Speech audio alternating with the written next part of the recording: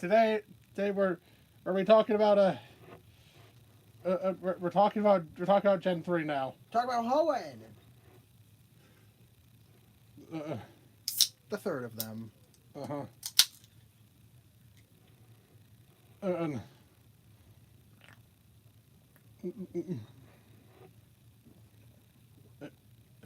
okay.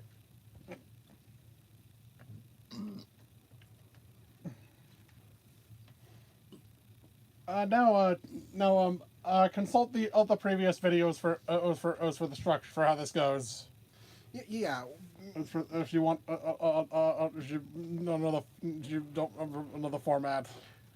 Basically, we got the We're doing the we go over each one in national decks. national decks order, then talk about the ranking. Uh, Also, keep in mind these are only Nozerent's rankings, not mine. Mm-hmm. I mean, I'm just here to add commentary sometimes. Yes, I'm like most of the time. I'm that out of the way. Oh boy, let's start with the Trico line. Yeah. Probably like. Sorry about that. Yeah. The Trico line. I know. I'm being I'm actually like having like the worst performance. Yep. Inside of the three. In terms of in-game.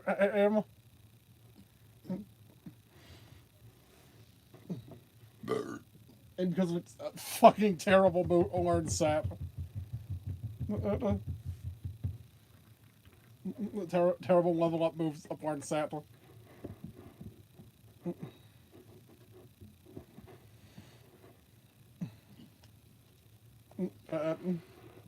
But yeah, it's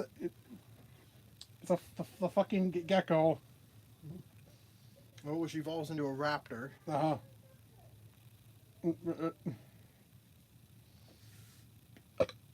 Excuse me. His Sceptile is like sick as fuck. The original Sword Elbow Pokemon. Uh-huh.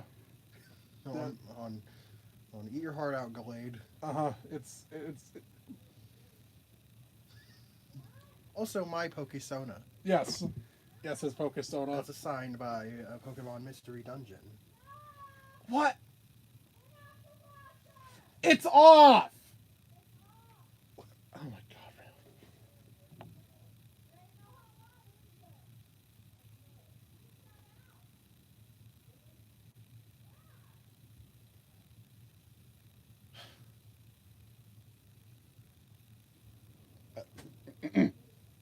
Okay.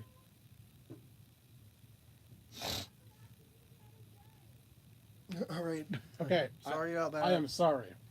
I am so sorry. Dad thinks the washer's on because I just got out of the shower and there's no hot water up there.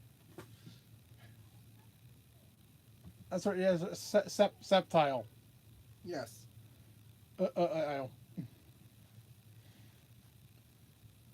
Skeptical. Yep. What else do you want to say about it? What to say about Sceptile? Anything?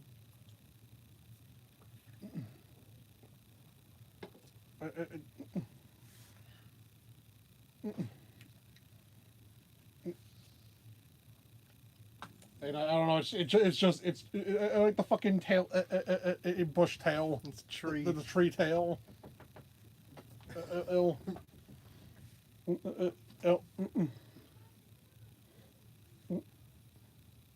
I think I think it also was like some. I think like Pokken gave it like some ninja aspect. Like being able to hang from vines. And set at seed traps. Use the log substitute technique. It's So that's fun. yeah, but yeah.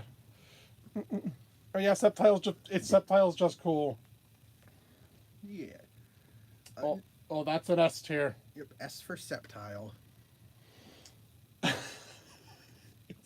Now it's time for Now it's time for the Torchic line, or Hot Cock. Hot Cock Havoc. Hot Cock Havoc. That's what Alex says when.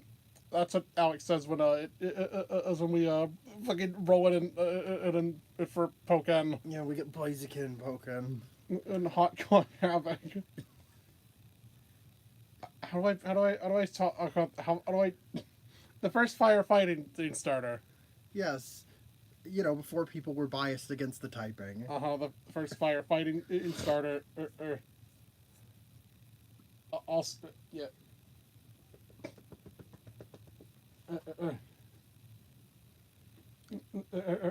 Also. The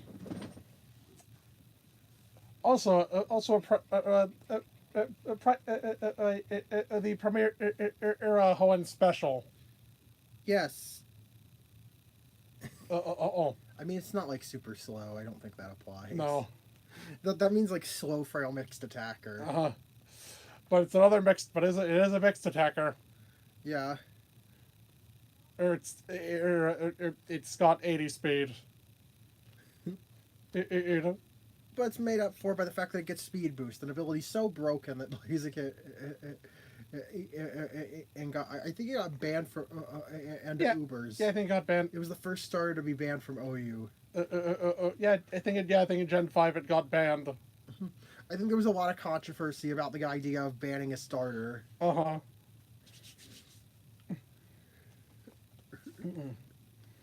But speed boost was just so absurd. Like you could just use protect and then you at once and then you outspeed everything. And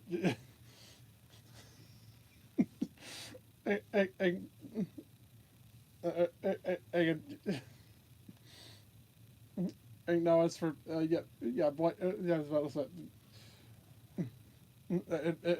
Blaziken is also it's also just a really sick design. I know.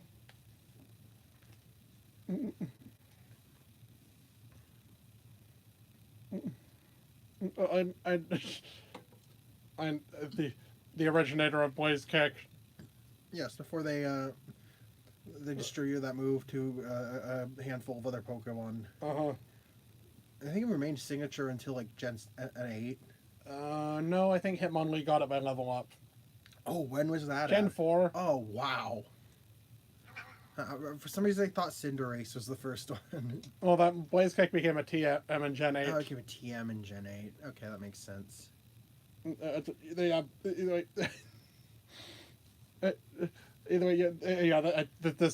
This line would usually be what my choice.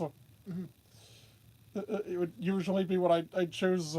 So, with that said, that's another S tier. S for Combuskin. Also, it's the first. Also, it got a Mega before the other Hoenn starters for some reason. Yes. Moving on, we got the Mudkip line. Yeah.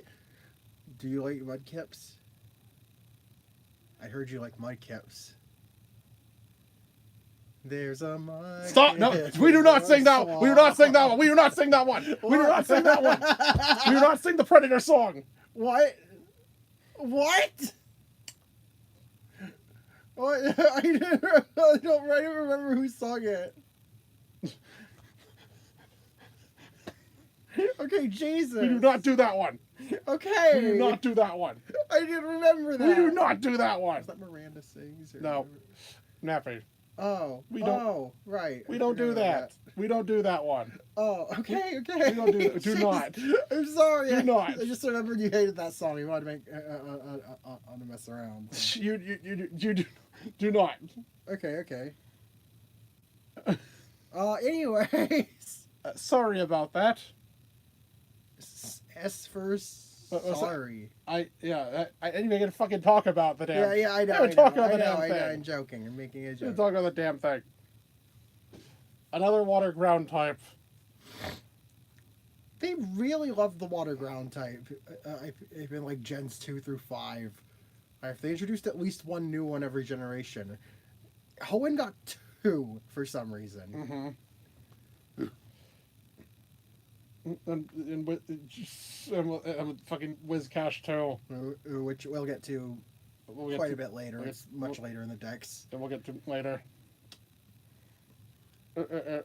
Swampert. It's a fucking. It's an axolotl. Yeah, and a mud skipper. A mud skipper. That's where Mudkip's name comes from. There was almost a timeline where we didn't have Mudkip. Yup. That's crazy to me. That one of the most memed on Pokemon almost didn't exist. Most meme. Also, Alex used to fucking call Swampert Swampert. Because I thought, well, Mudkip's superior. It's the one with all the memes. Yes, So because that was your.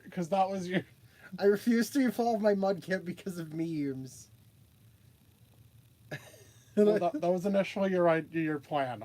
Yes. That was initially. I abandoned that plan because Mudkip fucking sucks to use late game without evolving it. My guy. Then again, you also wanted to run 3 fucking Zigzagoons. Yes. That was my your entire team was going to be a Mudkip and 3 Zigzagoons. What the fuck? Why? But yeah, that's why I called Swampert Swampervert.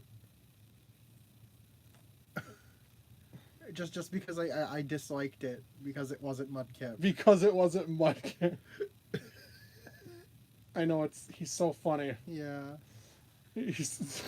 I know he's so quirky. I'm such a quirk chungus. Right, Swampert like fucking kicks ass. Yeah. Ass water ground's a really good type. It only took one more generation before it could actually use that water type effectively. For offense. I've always had this theory that Hoenn was the games that were meant to introduce the physical special split. And because so many mons were like designed around that. They made a bunch of physical dark types. Again. And they made a bunch of. Yeah. For the second time in this project, second time of this event, and I'm going to mention, second tier list in a row. Dark should have been physical. And Ghost should have been changed to special. Like, surely nobody would have cared or significantly noticed if Lick was suddenly went from physical to special. Surely. Nobody was using Lick. But Swampert. They're really just really solid. So that's another S tier. S for Swampert. Yep. Hey. So, first time all 3 starters landed In an S tier, and a little bit of a spoiler, but it won't be the last. Sorry, it will happen again. Next up is the early game duo. Yep. We go with our early mammal, or early.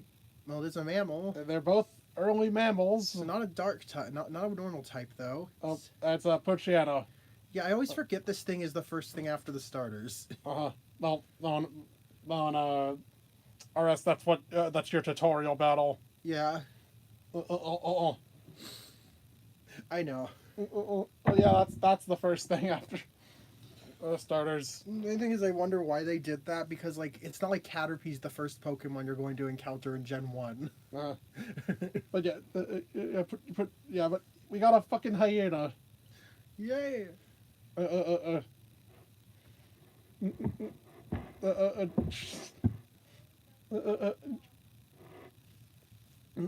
fucking scary looking hyena.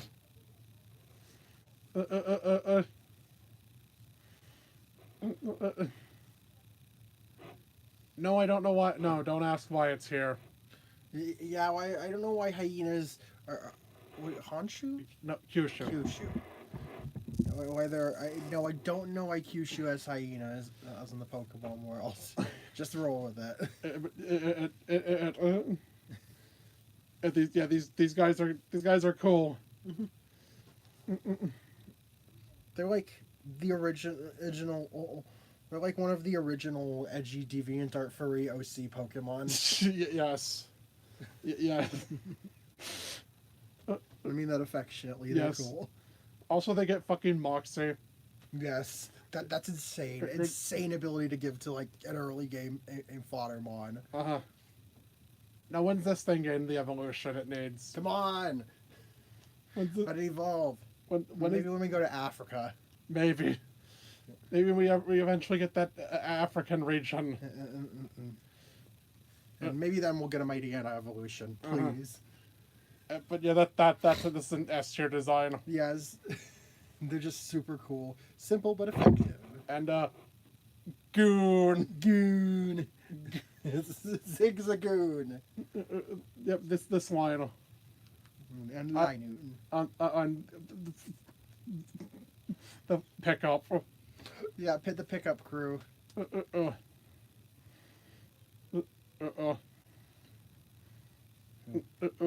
Which like actually is sort of has which is like sort of how they're sort of like there to clean up like pick up trash. Yeah. That's with their ability. There's like thing with the environmental theming. Yeah, we got Hoenn. We got a raccoon combined with a tanuki. Zigzagoon, I at least think, has some Western raccoon. Yeah, raccoon. It's a raccoon dog. It's a raccoon dog. Again, they took the whole the whole association between raccoons and trash. And from that, we got a friendly little raccoon Pokemon on that helps pick up litter.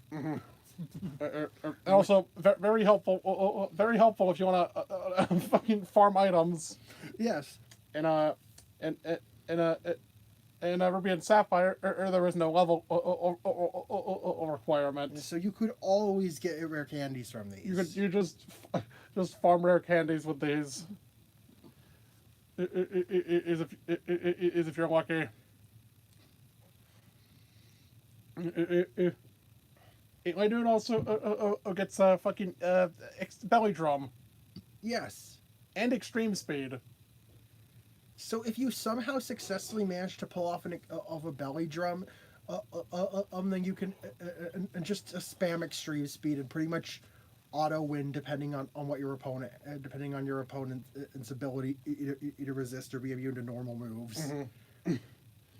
Which I think is hilarious. I think Linoon's always been like one of my favorite mammals. No, it's always been a classified, but a certified gooner. Don't say that. Do not say that. Do not say that.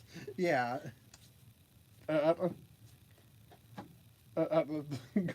Goon Squad. Goon Squad. It's a S tier. Yes.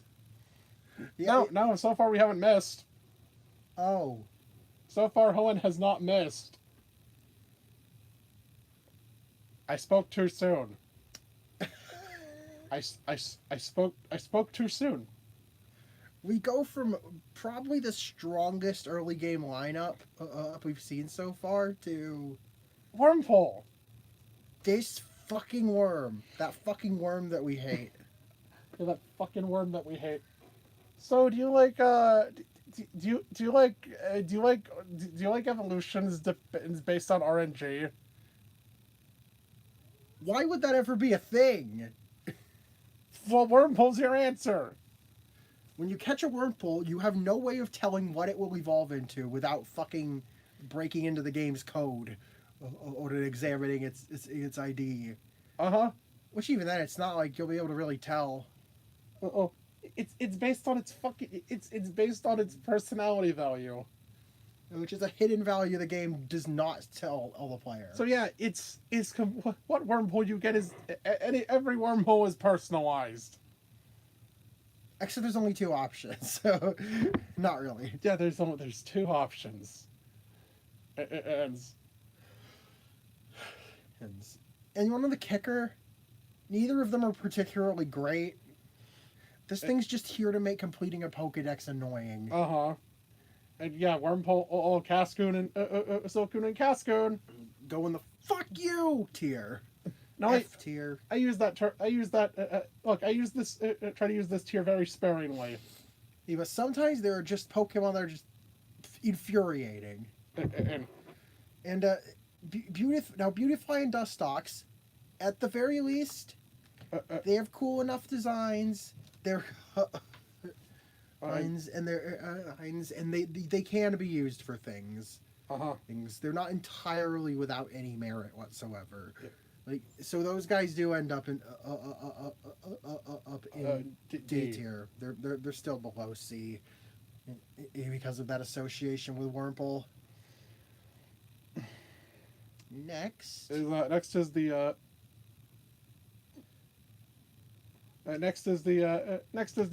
Lotat line.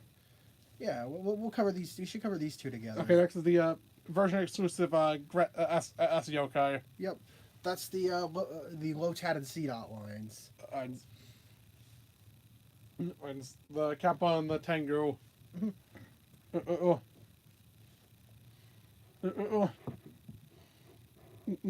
no. Ludicolo makes a great pair with Blaziken. It's a great option if you choose Blaziken. You can get like a whole starter type core with two Pokemon. With just your actual starter and one capture. Or yeah, that makes that frees up a slot. Though it, of course, only applies to Sapphire. Yeah, only applies to people. Sapphire or an Emerald. To people playing one of the Sapphire or Emerald versions, and to pick Torchic as a starter. Seas. The Seas players. Yes. Sapphire, Emerald, Alpha, Sapphire. Yeah. And also like, would it come with also like I think being sort of being. Also having like Hispanic origins. Yeah. Too. So it's like wearing a poncho. Oh, it's also part pineapple. Yeah. I love Ludicolo. What a vibe of a Pokemon. And as for C-Dot, on shift C-Dot, the C-Dot line. Mm-hmm. Well, it's like a fucking the Acorn. Mm-hmm. The one with nipples. And the Tengu. Yes. Well, now here we got another case of a tier discrepancy. Mm-hmm. Well, let's describe. You should describe what you like about the. What? You can describe your thoughts on this line.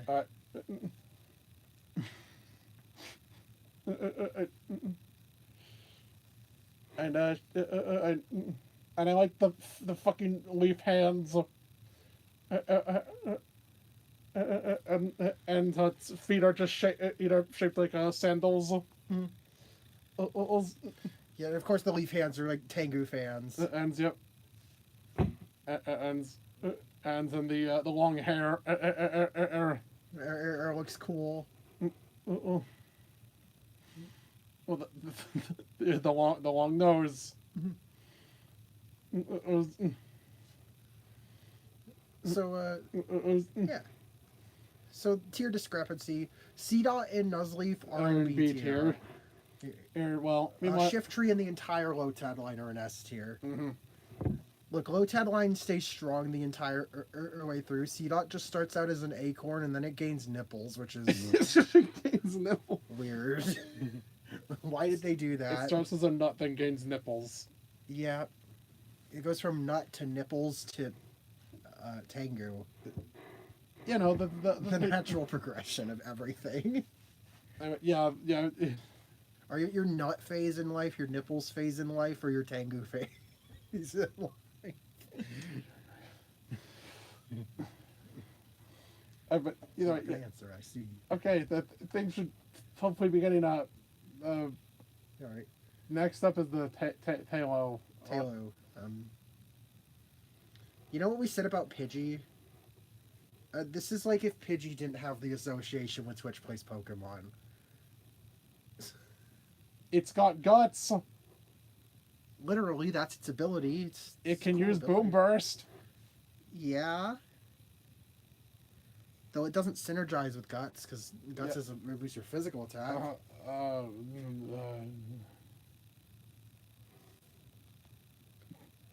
I'm trying to think of something to say about Swallow. Which, you know, I think the fact that you have like nothing to say about this thing, and sort of lends credence to why it is in C tier. Yes. Okay, Wingull. The Wingull line. We have a seagull and a pelican. They're also okay. Okay, for different reasons. Yeah. On one hand, they are. They gave this fucker. They gave the fucker. The fucker has drizzle. Uh-oh. On the other hand, they took till Gen 7 to give it drizzle. So I remember the time you hunted for a Wingull expecting it to be able to have drizzle. I it had never to- did. Uh, Because you were hunting in Gen 6. Look, it happened again. It also happened with a slush rut. Yeah, which didn't even exist till That Gen didn't 7. exist on. That strap didn't exist. Yeah. Yeah, Gen 7 did a lot of 'Cause, weird look, I was weather and terrain shit. I was using a DB, Mhm. which well doesn't Doesn't list when a Pokemon didn't gain an ability until a certain doesn't even have a iteration. citation. It doesn't have like a no. Oh, that hey, before this generation, it only had one ability. No, it'll just tell you its friendship value at the time. Yeah, it says you for the friendship value for different gens, but not abilities. Yes. Awesome. So I think I had to consult therapy for that. Oh. But yeah, it is also fun to use on ranked teams. Is fun spamming Hurricane. It looks both. It looks stupid, and it is both derogatorily and affectionately. Really, have you seen a real life pelican? Pelicans are very strange creatures. Pelicans are freaks. Yeah, I mean. Oh yeah, it's also something that learns protect by level up. Oh yeah, that's not very common. It's like sort of, I think, sort of like used to. I think also use it. I think it's a good strategy against like Norman. Ah, yeah. Because you don't need to use a TM to get that. You just level up your Pelipper a bit. Yeah. It has more merit. It has more going for it than Swallow. But you know, sort of annoying personal experience keeps it down. Yeah, that's another seat here. Yeah. Okay, we're not. Oh, okay. Okay,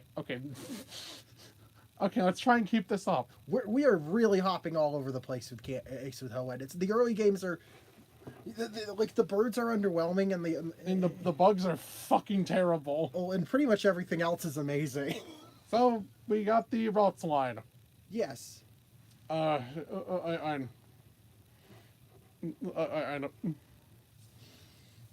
A fan favorite for better or worse. Well, you know, if someone says Gardevoir is their favorite Pokemon, you gotta press them for why it's their favorite. I'm just gonna say that. Just saying. Just saying. But this. All those jokes about internet, about the internet and on the side. But yeah, routes is I like the progression. Yeah. I like how the progression sort of mirrors Wally. Yeah, it sort of does. It starts out timid, and it starts out as this timid child, then tries to find its footing, literally. Yes. And then finally, it becomes confident, and more sure of itself. I think that's something that Gardevoir being a more used to be a more neutral, or is a more gender neutral mon. Yeah. On before Gen 4. With how it was presented. At least in Gen 3. It has like a rather androgynous design. It was meant to be more androgynous. But in Gen 4, they probably saw like how people generally ended up perceiving it, and were like, well, why don't we make a male evolution? and And, and, and yeah, its fucking name being Sir Knight. And if its name being original name being Sir Knight gave that away.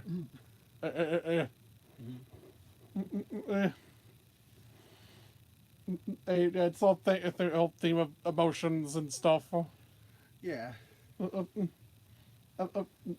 It's also pretty solid. yeah, it's Also also a very solid mon. yeah, it's pretty much like a tankier counterpart to Alakazam. Mm-hmm. And yeah, getting the fairy type sure helped. Yeah,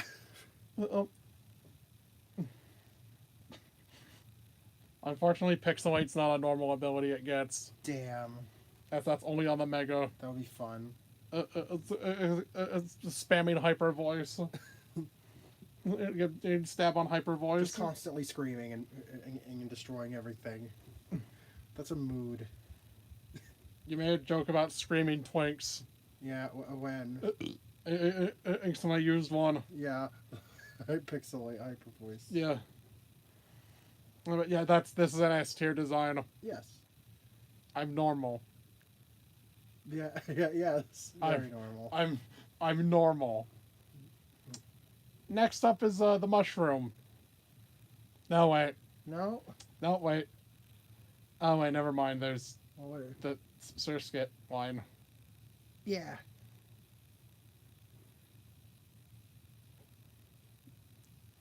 The water strider, and the damselfly. It loses major points for ditching its unique typing upon evolving, It goes from water bug, which was up until Gen 7 solely unique to Surskit to yet another bug flying type. Look, Is there any reason they could have just kept the bug water type? This game had abilities. This game had levitate. Yeah, It should have been bug water with levitate. They should have. Come on. Yep, it's a fly. It's got wings. Gotta make it flying type. Bug flying is like was fucking was oversaturated. Not only is it oversaturated, but it's also not even a good type. Yeah, you like that quad weakness to rock? Mm-hmm. Also throwing in an electric and ice weakness. Quad weakness to rock, weakness to all three of the major elemental types, and it's in fire, ice, and electric. Yeah, you like that? Yeah, yeah. Yeah, bug water on the other hand, and you're only weak to rock and electric. Because they complement each other surprisingly well, with water neutralizing bug's fire weakness and bug neutralizing water's grass weakness. But, yeah, it's just really underwhelming. Yeah. I mean, this thing like got a massive buff in Gen 7. And for some reason, like a 20 points to speed and even special attack. Genuinely, I have no idea why they randomly decide, hey, let's go back and buff Masquerain. What was the impetus of that decision? Oh no. It's kind of lame. It would have probably placed a little higher if it at least kept the bug water type, but it's just the only interesting thing about it after it evolves. It's another C tier. Yeah, there are Pokemon that do the mimicry thing better. Like the previous like Ariados. Ariados does that exact false face thing better than Masquerain. Now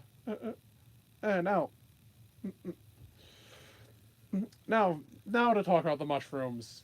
Shroomish and Breloom. Yes. These are very popular Gen 3 Pokemon. Mm-hmm. They get access to Spore. Yes. Well, Shroomish does. Hoenn does not miss with the grass types. Mm-hmm. Yeah. For some reason, in earlier generations, Shroomish could learn Spore, but it lost the ability to learn Spore after evolving into Breloom. Why? So if you don't hold out out on evolving your Shroomish to the 40s, Level 54. Is to level 54, you will never get Spore on your Breloom. I don't know why Breloom can't learn Spore. It's still a mushroom. It's still a fucking mushroom. I think it still has Effect Spore. Yeah. Why could it... Why? My only guess is they wanted to make this a move that you wouldn't normally see in regular gameplay, and that you'd only find out about if you were raising one for competitive. Which is also stupid. Because it still means you have to train up a Shroomish to level 54. And also, like, You couldn't have made it just a few levels after evolution and level. Oh, they had to make it 54. Alright. Yeah, but no, Breloom was the first grass fighting type. Yes. I before Virizion and Chestnut. Yep, it hits it's really hard. I thought it's not going for it. But also Spore is really funny. Spore is really, you could do like, I don't know, dynamic punch or something. Yeah, you could Spore things and then focus punch. Focus punch with no consequence. You could also do the same thing with Substitute. Yeah, do a sub punch. Yeah, you could Spore it, set up Substitute, recover, or be able to focus punch things. Also, it gets Poison Heal. Poison Heal is a goated ability. Yeah, I'm pretty sure. Yeah, it gets Poison Heal. You can slap a Toxic Orb on this thing, and then it will be afflicted with poison, but the poison, will heal it. Poison Heal works. And the cool thing about that is it also effectively makes you immune to being afflicted, be burned, paralyzed, put to sleep, or frozen. Yeah, it's not that you ever want to put a Breloom in a situation where it could be burned or frozen, but you know what I mean. Yeah, Breloom's an A tier. Yeah, it's really cool. See, we got some good mushrooms. Yeah, we got some good mushroom Pokemon. And it's not at least hampered by. It's not at least it's crippled by its typing. Yeah. At least not as badly as Parasect. I'm not saying grass fighting's great. Yeah. Defensively. But it's not as bad as Grass Bug, that's for sure. Or God forbid, Grass Ice. Yeah. We'll get to Out that. of all the starter types, I think Grass pairs worst with Bug, Fire pairs second best with Bug, and Water pairs best with Bug.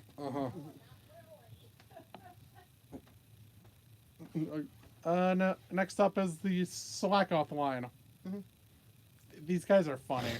They're just funny. Yeah, it's...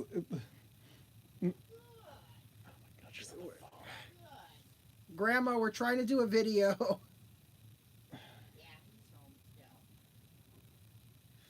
Please keep your voice down. Grandma. Grandma!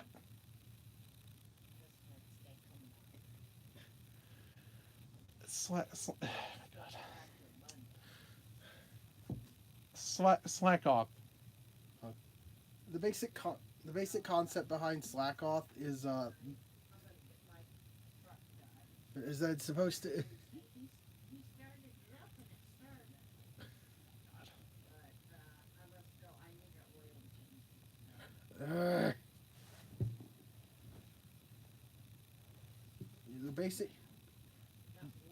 The basic concept behind Slakoth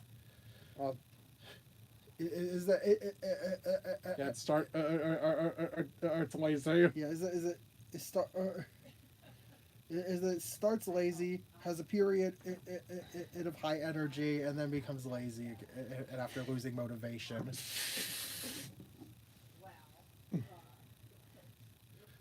And so Slakoth and Slacking have Truant, but Vigoroth does not. It has a Vital Spirit. Yeah. Now I think Alex has used the Vigoroth. Yeah, I've used it on Evolved Vigoroth, like I traded some Eviolite over. Or to give her some extra bulk. Shout out to Vicky the Vigoroth. Yeah, Vigoroth can as one of those evos that can be those unevolved mon that could be used without evolving. Yeah. It's not great, but but it's more usable than Slacking. And Slacking's more like a fucking puzzle boss. Yeah. Insane stats, but it can only move every other turn. Nose laser. The nose laser. Not when it uses Hyper Beam. I mean, yeah, this line's just funny. Yeah, B tier. Yeah, B tier. It's silly. Just a really funny line. Also, until Gen, also as of Gen 3, it was tied for highest BST period. Well, no, it was what? No. 10. It's 670. 670. It was 10 less than Mewtwo in the box legends. Yeah. Were the box legends 670 in Gen 3? Yeah, Kyogre, Groudon were. It was the only Pokemon with a higher BST than Waluigi and Ho-Oh 680. Yes, they were 680. Yeah, it was tied for. There were only 3 Pokemon with a higher BST than Slack as of Gen 3, and they were Ho-Oh, Lugia, and Mewtwo. Mm-hmm. So that's pretty crazy. And Rayquaza. And Rayquaza, right. So it's still the strongest non-legendary. Moving on, we got the Nincada line. Not accounting for temporary form changes. But yeah. We got the Nincada line. Alright. Another take on a cicada Pokemon. And turns out Hoenn does both mushrooms and cicadas better than Encanto does. Uh-huh. And so Nincada's a funny case. Yeah. Ace in the sense that it's, well, yes, it does have an evolution. It does evolve. It does have a normal evolution. But there's also a second Pokemon. Then another thing just spot on if you have an open spot on a spare Pokeball. Yep. Not an alternate evolution to Nincada. No. When you evolve Nincada into Ninjask, you get an extra Pokemon on if you have a spare Pokeball in an open spot in your party.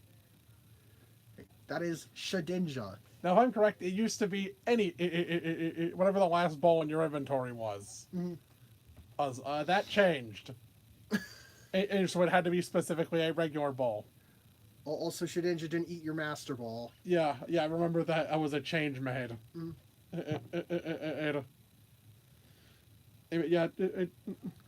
Nincada was our first bug ground type. Which, unfortunately, it didn't keep the type. Have we gotten bug ground since then? Sandwormadam. Right. Sorry, I always forget Sandwormadam. That technically counts as our bunch as a bug ground type. It's a permanent form. Yep, it's a permanent form. Yep. So that counts. But yeah, like each one of them. Yep, Ninjask is yet another bug flying type. But this one has some weird shit going on. It's one of the fastest ones in the game. I think for a while, it was I think it is still the fastest non-legendary Pokemon. Yes, at 160. 160 speed. Oh, it gets better. Yeah. It gets speed boost. So that speed gets even. So every time it stays in, so as it's in battle, its speed just goes up and up. Like it's outspeeding everything after one boost. Then it also gets Baton Pass. And Swords Dance. So it's a really good passer. Yeah, it's a really good passer. You get Substitute. If you can find an opening against like an opponent that can't really do much to an Ninjask, like maybe something that's using ground as its primary attacking type. Because Ninjask itself, I don't think has it really hits the hardest. Yeah, it doesn't hit the hardest on its own. But it can be a potent setup mon due to being able to pass speed and attack boost simultaneously. Because it gets like X Scissor and acrobatics, I guess. Yeah. Its move pool was a bit of a weakness. But yeah, it's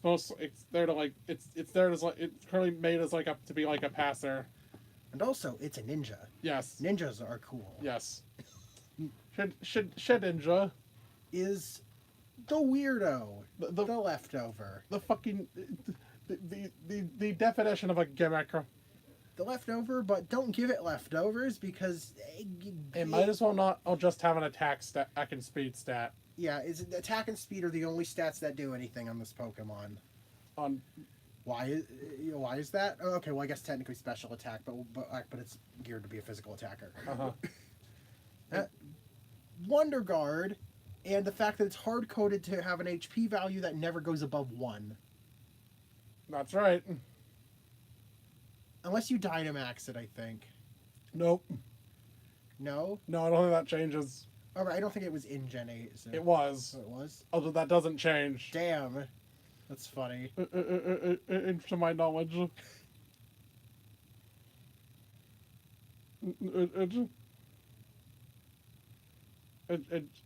Now, yeah, Shedinja. Remember, Shedinja has defense stats. If you ever feel useless, remember the Shedinja has defense stats. The only reason I can think of this being a thing is like, if you somehow manage to do like a guard swap with Shedinja.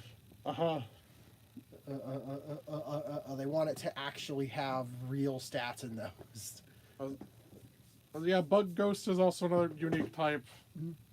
Is actually a unique type. Yes. Which I don't think has been used, still has been claimed. No, this is still unique to Shedinja, I believe. No later gen have claimed this type. I hope we do get another Bug Ghost type sometime. Two of my favorite types. Mm-hmm. But Shedinja's a really funny gimmick. So basically, what Wonder Guard does is any move that isn't super effective against Shedinja will fail. Yeah. Like, it's just immune to any move that isn't super effective. Any move that's not bug, not rock, dark, fire, or flying. Yeah, it's weak to rock, dark, fire, and flying, and ghost. And ghost, yeah. So there's a handful of good types you can hit it with. Oh, and also it dies instantly. And also you can get around it with sandstorm damage or entry hazards. Yes, it's not indestructible. It's not as indestructible as it seems. There's many ways around it. Which I think it keeps it more balanced. It's Its main application is in single player, where you're going into an encounter knowing your opponent can't do anything against Shedinja. Like a Kyogre. Yes, when I was playing Alpha Sapphire, when I was trying to catch Kyogre, it was sweeping my team, and then they sent out my Shedinja, and I realized it couldn't hurt you. It only had water and ice moves, and Shedinja isn't weak to those. It couldn't hurt you. So, yeah, I could just sit back and throw Pokeballs at it all day. That was incredible to realize. Mm-hmm. So yeah, this line's an S tier. Yeah, or just like how unique it is. Yeah. Somehow, despite appearing to be a regular early game bug at first glance, it turns out to be something very interesting and unique, which I appreciate. The Whismer line. The Whismer line. And the speakers. Yep. Whismer starts off as like a little headphone on Jack Rabbit. Headphone Jack Rabbit. Oh my god. Oh my god. Is that the pun? Is it a Jack Rabbit? I think it might be. Because it has like a little headphone jack on its tail. It's it's got like a little mini speaker dots for eyes. It's got a butthole. Yes, that's the headphone jack. The headphone jack is the... It's the butthole. Yes. Yeah, and its little ears function as earmuffs or headphones. Loudred's ears become speakers. And it goes from the little quiet Pokemon onto being loud. And Explode is like a pipe organ. Yeah, the spines it has and its tailpipes. I don't remember if it has more than one tailpipe. I think, but like its tailpipe, possibly tailpipes. I think it does. I think it has multiple. Yeah. Yeah. Its tailpipes become and the like its weird head crest thing become the pipes of a pipe organ. A pretty loud instrument that can carry sound throughout a whole room. I think Explode can like send messages. Oh, cool! And I think that's an idea. So showing what its application is. Oh, like it can call all over long distances. Yes. Like you, that's hilarious. So it's like you're like, okay, Exploud, could you tell my friend this? And then Exploud just repeats the noise. Yeah. Or is it echoes so loud you could hear it from several towns over? Yeah, That's hilarious. I think that. Yeah, I think. Sort of that's again fitting in with the region's theming.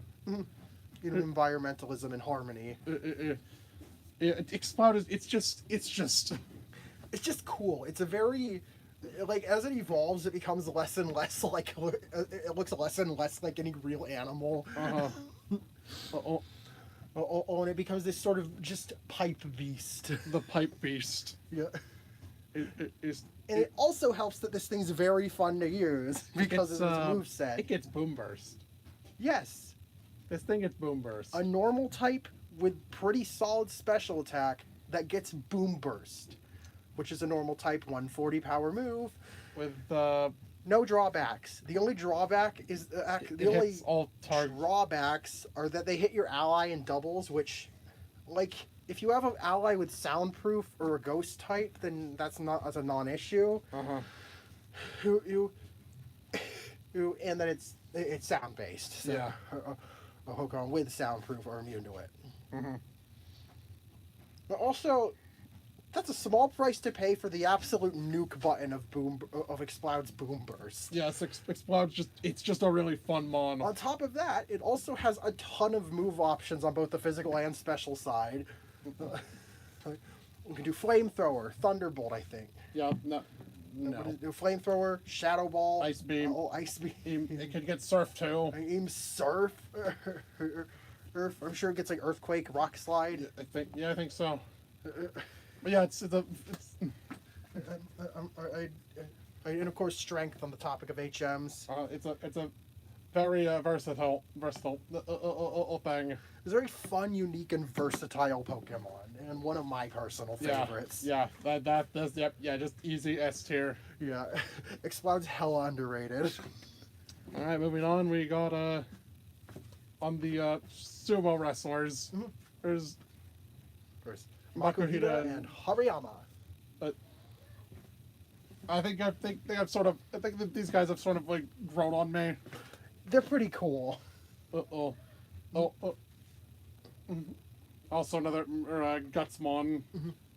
I think this is probably the most well-known of Gen 3's Guts editions. They also get Belly Drum. Yes. These things also have Belly Drum. Combined with a high HP stat. That's really high HP and attack. You see, their weakness is that they're slow and their actual defensive stats aren't super impressive. But if you can manage to use like leftover support or to have an ally, I get it set up with Aqua Ring, Baton Pass or such. Or you run Drain Punch. Or you run Drain Punch on it. Like, do what you can to keep it healthy, and it'll reward you with absolutely massive damage.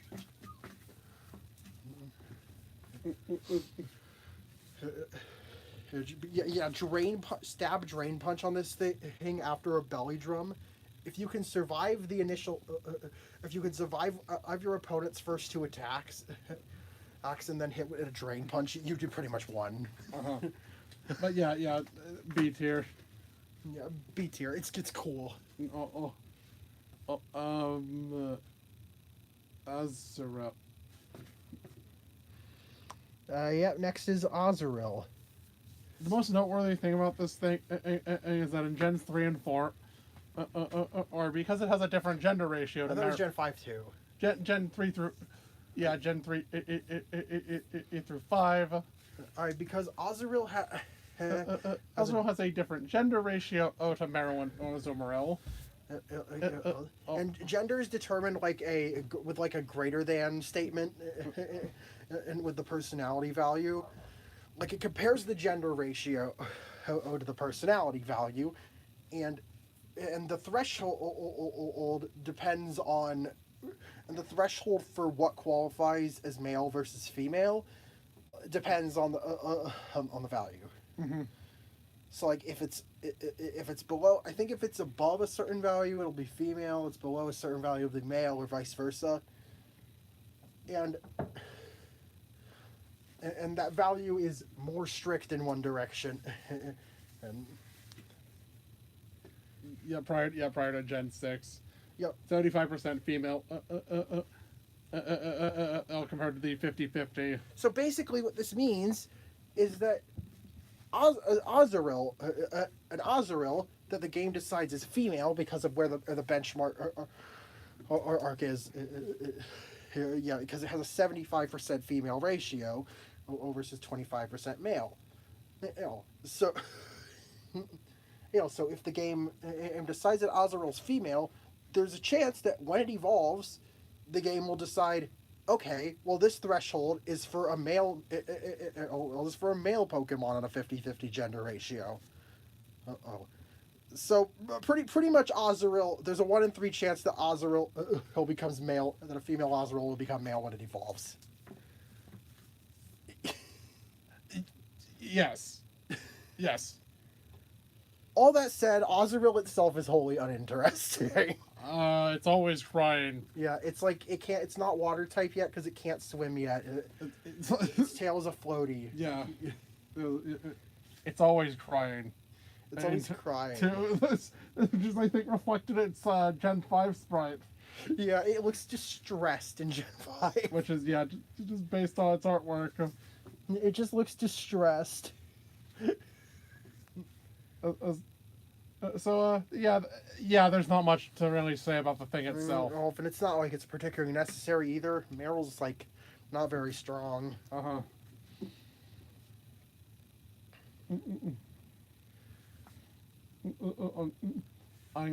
Moving on. Yeah. Nose pass. Yes. And Nozreal's another C tier. Yeah, C tier. All right, now nose pass. It's funny. Just a funny rock with a big nose. It's a compass combined with a moai. It's also like this gen, it's like equivalent to Onyx. Yeah. It's mainly designed as a boss encounter. Or for Roxanne. And like Onyx, it also got a Steel type evolution in the next generation. Because actually using this thing is bad. It's not very good. But it's got a funny, goofy design, and I like its vibe. Yeah. So that's a B tier. That's a B tier. It's a silly Pokemon. It's endearing. Yeah, we really are jumping all over the place. All right, let me see that. You're shaking it. The skitty line. The skitty line.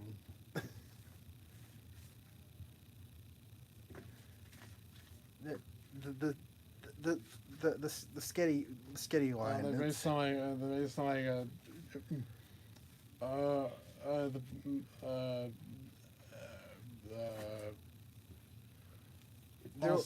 they're like cat toys. They're cats combined with cat toys. And like, they're cute, I guess. Also, trying to actually use one is miserable. Mm-hmm. It doesn't do much. In fact, one of its ability has it do even less. That's what I normalize. It has an ability that actively ruins its ability to have any coverage. It's like a fucking prototype, like a prototype to the 8 abilities. Yeah, like you like refrigerate and aerolate, 8 galvanize. You like turning those boring normal moves into something more interesting, and even giving them a power boost at that. How about an ability that turns every move into a normal move? Now you might be thinking, that's a terrible idea, and you'd be right. Because it is. This and it's not like Delcatty is like a slacking situation where like its stats are crazy as shit. No, This thing is dog This shit. thing's stats are also incredibly This underwhelming. thing is kind of dog shit. Like, it's got a fine design, but it's just so utterly miserable to try to get anything out of it. Also, it's one of the it's like one of the only Moonstone Evos. Yeah. It was in the only Moonstone Evo in Gen 3. Yeah, it's the only new Moonstone Evo. I don't think Gen 2 had any Moonstone Evos. No. Yeah. Man, there were only 3 generations to introduce Moonstone Evos, I'm realizing. Uh-huh. There's 1, 3, and 5. Yep. And 3 and 5 only introduced 1 each. Mm-hmm. Yeah, Delcat is just fucking... Yeah, D. It's severely underwhelming. Now, Sableye. Sableye. Now, this is a Pokemon that's got... this is a Pokemon that's got personality. Yeah, it's the fucking Goblin. Hopskin Goblin. Yeah, it's a Hopskinville Goblin inspired Pokemon, which is a cryptid. And it eats rocks. Yes. Ox. It lives in it searches out rocks to eat, and also its eyes are rocks, and it's got like a rock on its It chest. really should have been like a ghost rock type. And it's and another cute detail is that at its back, has 3 little colored jewels. They're red, blue, and green. Ruby, sapphire, and emerald. And how I can think now in Gen 7, with Gen 7. Gen 7 onward, they made it. They actually it's now the natural predator, or the Carbank. Yeah, which sort of implies Carbank's fairy type. I think is a defensive maneuver against Sableye, who's only weak to fairy. Mm-hmm. Oh yeah, this was the first Pokemon with no weakness. I think Sableye should have like a signature or ghost type biting move that's super effective against rock Pokemon. Yeah. Yeah, right. Sableye was our first no weakness mon. Yeah. In Gens 2, in Gen 3, until before Gen 6, Sableye had no weaknesses. Because Ghost is weak to Dark and Ghost. Dark resists Dark and Ghost. It is... Dark is weak to fighting, Bug, to fighting and Bug. Ghost is immune to fighting and resists Bug. So therefore, the two cancel each other's weaknesses out completely. Now, granted, Dark Ghost as an offensive type is not great. Dark and Ghost hit exactly the same type super effectively, being Psychic and Ghost. Yeah, but yeah, either way, and okay, Sableye itself is... Its stats are not Sableye good. is kind of ass. What makes it interesting is that it gets access to the Prankster ability. Uh-huh. And has a good variety of status moves to take advantage of that. Please, for God's sake, do not have one with Stall. Yeah. Stall is... It's basically reverse Prankster, except it's not limited to a type of move. No, reverse Prankster is Mycelium Might. Yeah, reverse Prankster is Mycelium Might, but also it's limited to powder moves. It has a positive effect. Yeah. Still, side tangent. I love how instead of changing the stats for Toedscruel, they gave it an ability to prevent it from outspeeding with Spore. Which is hilarious. But yeah, Sableye has, does have Prankster. And also, it's just a really iconic and fun design. It's just this crazy little cave gremlin. And yeah, that's an S tier. S tier. You gotta love Sableye.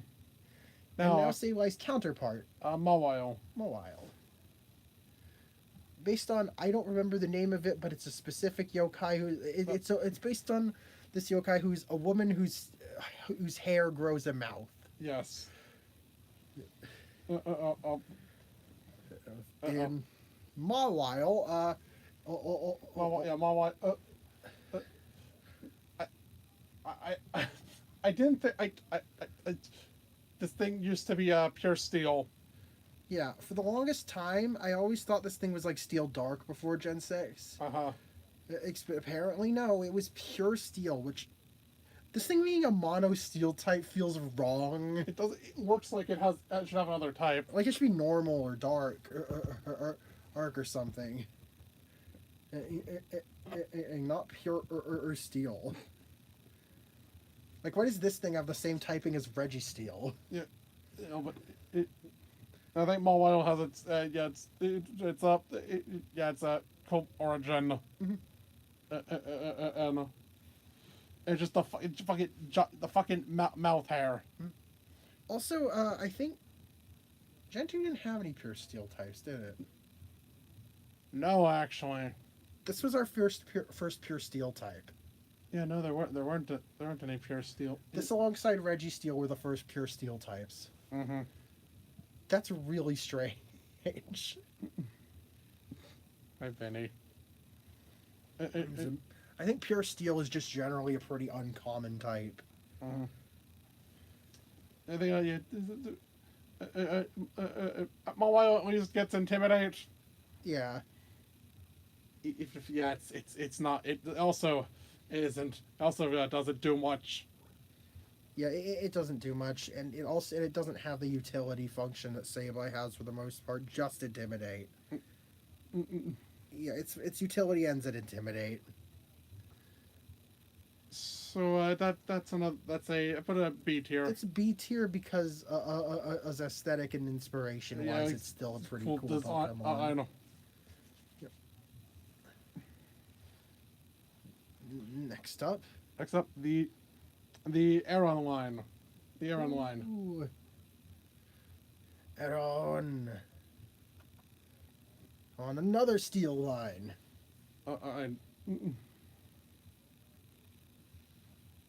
It's weird to think that these are our first rock steel types.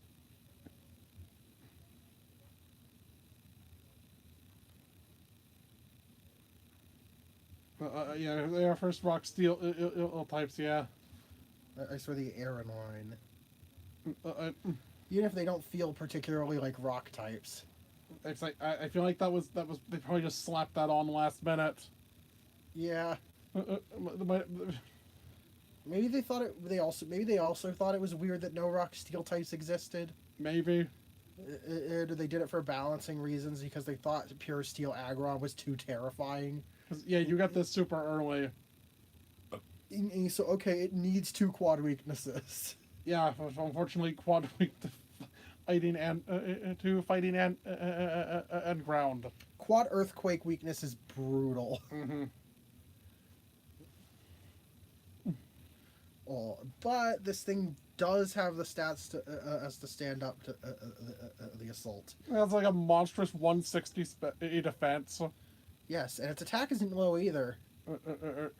Or this thing's like look at Aggron's stats. Okay. I swear this thing's like surprisingly well balanced for a Gen 3 Pokemon.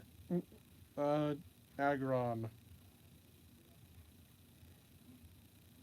Oh wait, 180 defense and 110 an attack. Yeah. It 60 in its special stats, 70 in HP. And the speed is only 30. 50. 50. Yeah. I mean, for a Gen 3 mon. This is kind of leaning into min-max territory. Yeah, right. Yeah, it's 180 defense, not 160. 180 defense is absurd, and its HP isn't like near bottom tier. Mm-hmm. Here, it's pretty average. It also gets access to Rockhead, and which means it can use Head Smash. Ash with no drawbacks. Yeah, stab Head Smash with no drawbacks. You know, the only drawback being Head Smash actually fucking landing. That's what Hone Claws is for. When it gets access to Hone Claws. Yeah, it doesn't have that in Gen 3. But... yeah, fucking Head Smash. Ash, dear God. Head Smash is wild. But I think I've run a Hone Claws set with Iron Tail and Hone Claws, Head Smash, Iron Tail. And I think Dragon Tail or something, or Dragon Rush. Dragon Rush, yeah, because it gets that. But yeah, Aggron's an S tier. By the way, I found a shiny one, Unce. Oh yeah. Unce by complete chance. Does it get Dragon Rush officially? Does it? I don't remember if that's an official move.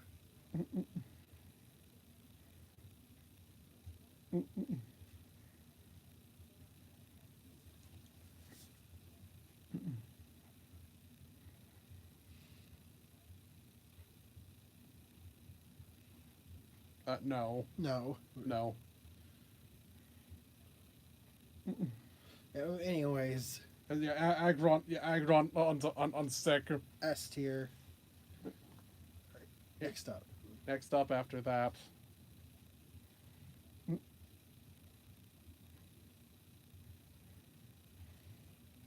That is Metatite. Woo!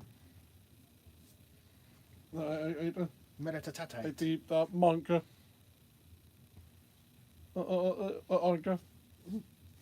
On meditation. They have pure power, Yes. or which it's a reskin of huge power. Yes, pure power and huge power are functionally identical. It just has a different name on this line. And for more to be more thematic. Mm. I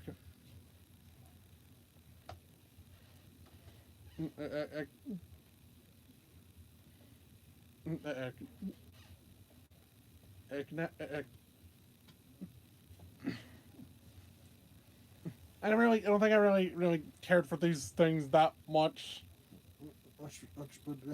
I wasn't aware of pure power, what pure power did. But these guys hit pretty damn hard because of that. Mm-hmm. And Metacham's also got like a pretty solid move set. Yeah, it's got like elemental punches. Is I think Rock Slide and Earthquake. Rock Slide, Earthquake. It's high jump kick. It can Zen headbutt. Mm-hmm. Even if Zen headbutt sucks. It's not like a garbage move, but it's stupid that it's the most widespread physical psychic move. It's 90%. Yes.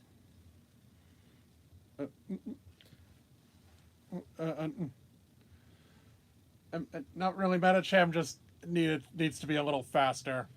It just needs a bit more speed.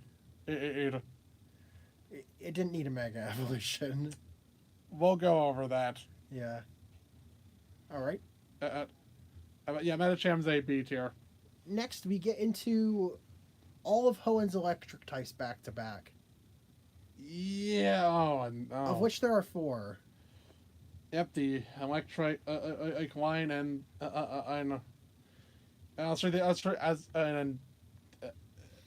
Plusle and Minun. These.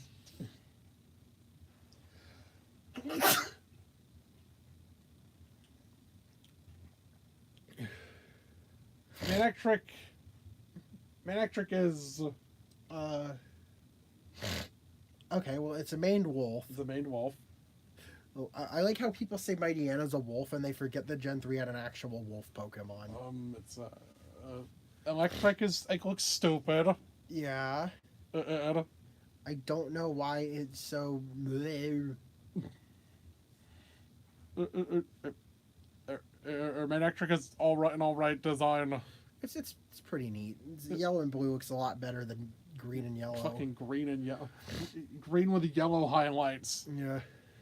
It's This thing is just kind of boring. It sort of has mid-stage as middle stage energy. Oh, wait a minute. Yeah, you know. Oh, wait a minute. It was. Yeah, it was a middle stage. It was a middle stage. Its final stage got scrapped. It was a middle stage. Yeah, this thing is... It actually was. That's why. Yeah, it sort of feels like something's missing from this design.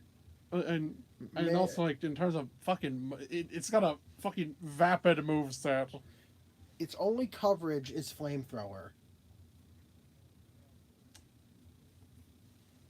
Yeah. That's it.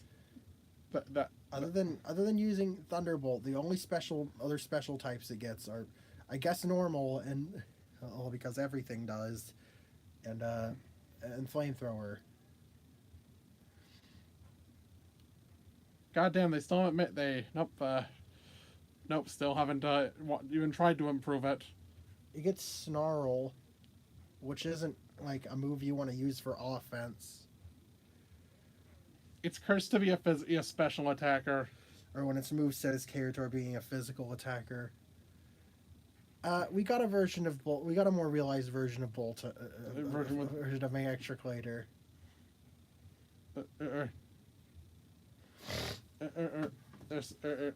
And that's that's a C. And right away, what else? You know what else is a C tier? Plusle and Minun. The first recognized Pikachu clones. Yes. Is that Pika clones? These little... These things. These little bastards. The math rats, who are neither inspired by math nor are they rats. That's... They're rabbits based on positive and negative charges. Yes. It's just fucking... We just call them math rats. Mm-hmm. That's because it's funnier. And oh dear, they're not good. Yeah, neither of them are good. They both have poor movesets, poor stats, and the gimmick of their ability it boosts stats if they're alongside each other, which.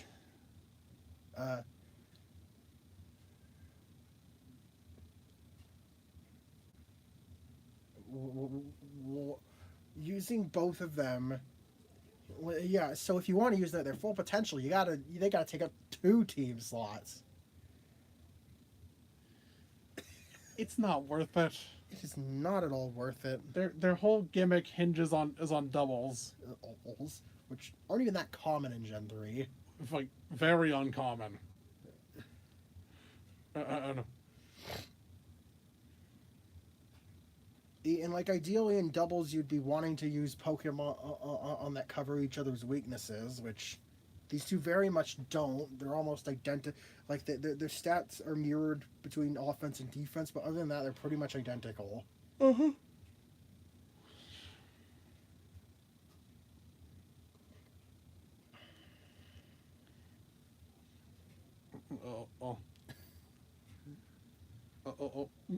And another C. There's a reason they gave plus and minus to more interesting Pokemon like Clink Clink and Toxtricity later on. Even then, don't fucking use these abilities. Even then, both of these Pokemon have better options. What does Clink Clink have? Clear Body. Clear Body, yeah. Even then, you're better off running Clear Body or Punk Rock. Yeah. Okay. Okay. Next up is Volbeat and Illumise. Yeah, it's not Illumise. Illumise. Illumise makes it sound like it's actually threatening. Which, spoiler alert, it's not. Yep. The gendered fireflies. Yes. Isa.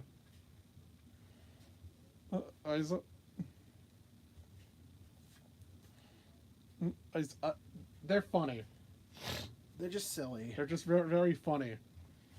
So they're playing off of the fact that fireflies have like some pretty involved mating rituals. Those like their whole light shows. Volbeat gets Tail Glow. Volbeat got a previously signature as of in just Gen 3 move known as Tail Glow, which only just boosted special attack by 2 stages. It was just Nasty Plot. But did Gen 4 buff it? Gen 5.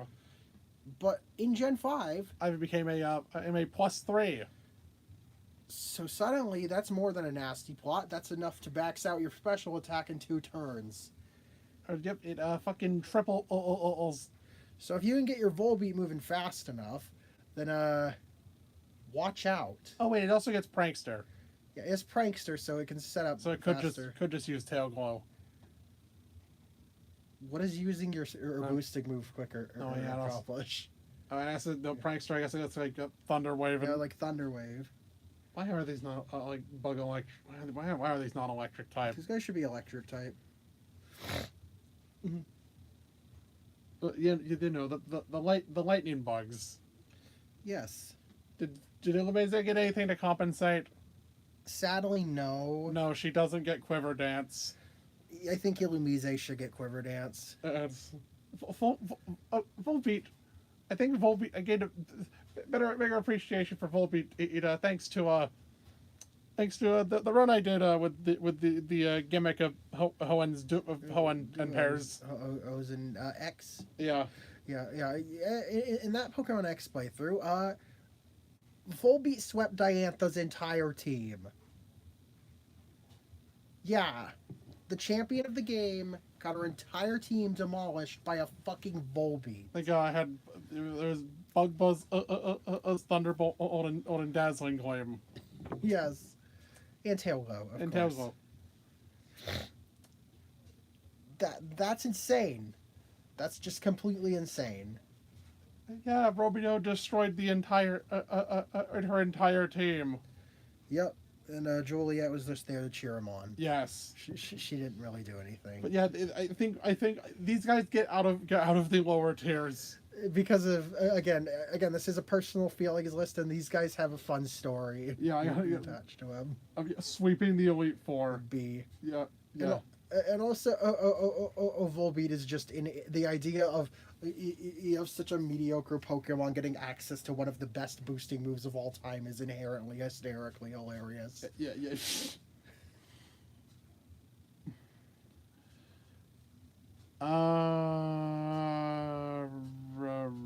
Next up is where is it? There. Roses are red, violets are blue. What the fuck does this thing even do? Yeah. It feels so. Yeah. Roses are red. Roses are blue. What the fuck in the fuck does Roselia do? It feels so incomplete in Gen 3. Like, this is a Pokemon who, in hindsight, how the fuck was this? Was this just a standalone Pokemon? It's a vaguely feminine humanoid Pokemon with roses for hands. Yeah. They're red and blue because Ruby and Sapphire. Uh-huh. Remember, it's my buddy's green because Emerald. It's funny. It's funny. I can see these kinds of patterns. It's funny. Only Gen 3 had this kind. It genuinely had this kind of pattern. Yeah. And random things being in red and blue. With sometimes green. In like the Weather Trio. The Eon Duo. Plus on Minun. And Roselia. Hell, fucking even fucking Deoxys. Deoxys is vaguely sort of is sort of off colors. Or even Sableye's back. Sableye's back is my favorite Pokemon. On the Beldum line and having a red eyes and a blue body. Beldum and Metagross and Salamence sort of invert whether blue or red. Well, they're both blue dominant with red highlights. It's something I noticed. Yeah. It's like a genuine design pattern. Even Swellow. And Masquerain. There were a lot of red and blue Pokemon in Hoenn. Uh-huh. Yeah, and Carvana. Yes, and Carvana. But yeah, there's a lot. Mm-hmm. Yeah, if I can. And Nosepass. Yes, there's. And Crawdon. Holy shit! What the fuck? I never realized how many there were. There's nothing that. Yeah, Roselia's it's also like a kind of middling in Mon. And Volbeat and Illumise. Yes, all right. That was wow. Talk about there's so little to talk about. Oh yeah, I forgot we were talking about Roselia. Its highest stat as 100 special attack. 400 is. Oh, but everything else, it has 80 special defense, 65 speed, 60 attack, 50 HP, 45. Yeah, that's not great. It's not very good. Oh, by the way, this thing's also not an Emerald. Yeah.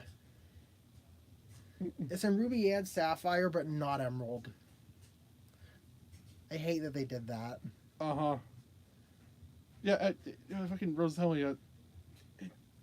It's a C tier. It's such a nothing Pokemon. When grouped together. I mean, like, on its own, it's just kind of nothing. It was very much saved by its... saved by becoming a proper family in Gen 4. I'm still waiting for another line to do that. Yeah. What did we say was a good candidate? Like Tropius or something. Like Tropius would be a good mon to do that with. And I'd love to see Tropius get a pre-evolution and a proper evolution. But yeah, it's on its own, it's not very memorable. Oh, I hate. Oh no. Oh no. Next up is the Gulpin line. I don't like these things. The gallbladder and the pancreas. Mm-hmm. Also, it also vaguely looks like a garbage bag. Yes, because it is garbage. Yeah, yeah. It's just the way it's whisker is our. Yeah, it's like a drawstring. It's meant to be like a purse. It was initially designed was its older deck original Dex entry. Is make it is described as like as a drawstring purse. Yeah, it's a purse Pokemon. Yes. On that later evolved into a pancreas. Usually that happens the other way around. Yeah. Yes. What? You never made a pancreas into a purse? I don't like this thing. I've never liked this thing. It's just kind of this weird fuck ass blob. Ob has insanely middling stats. I'm not sure what's going on with like the weird black diamonds on it.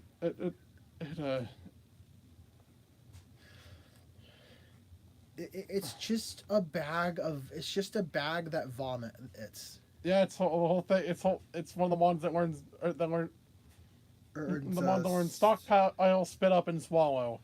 Yeah, it just eats a bunch and throws up. Mm-hmm. It's not a particularly interesting design. It's not very good. It's not very good. It's also not very endearing. It's got like a fucking it's like a fucking somewhat actually just surprisingly decent moveset. Yeah, its moveset is like the only saving grace for this thing. It only recently got sword stats. Yeah. Yeah, that would have helped it back when it wasn't powered by everything. I guess that's like just insanely middling. That would have helped it back in Gen 2.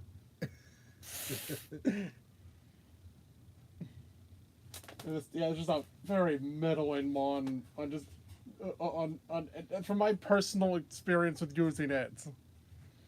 And it's never been that great.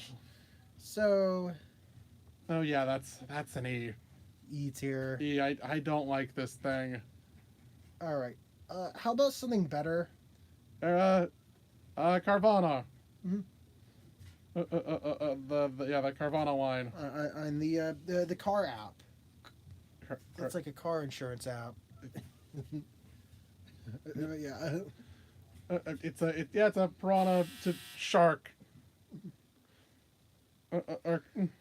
Hey, makes more sense than an octopus evolving into an ostrich. Yeah. Yes, it's a pair of water. One of our water dark pairs. Yes.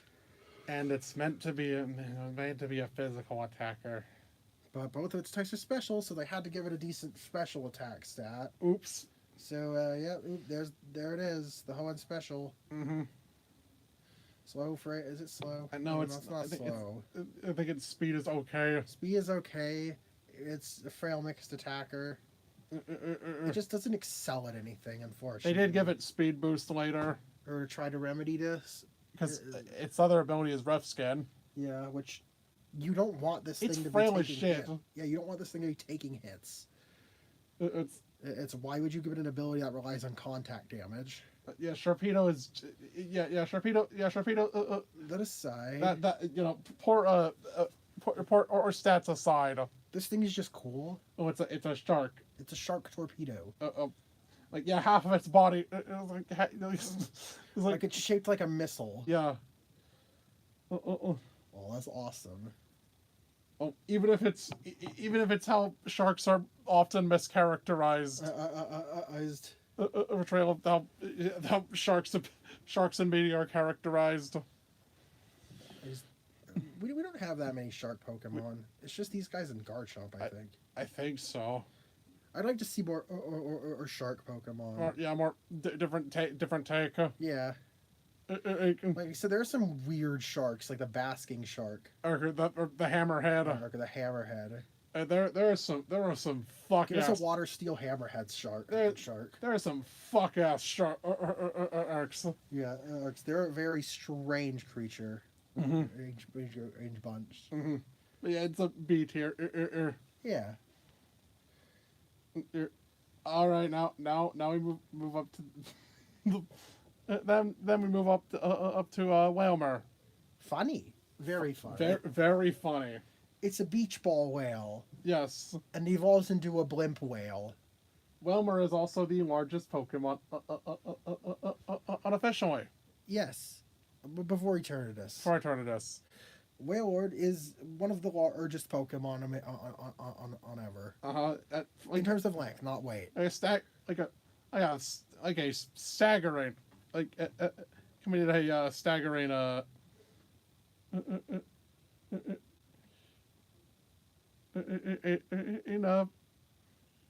in a 40 in a just 47 feet.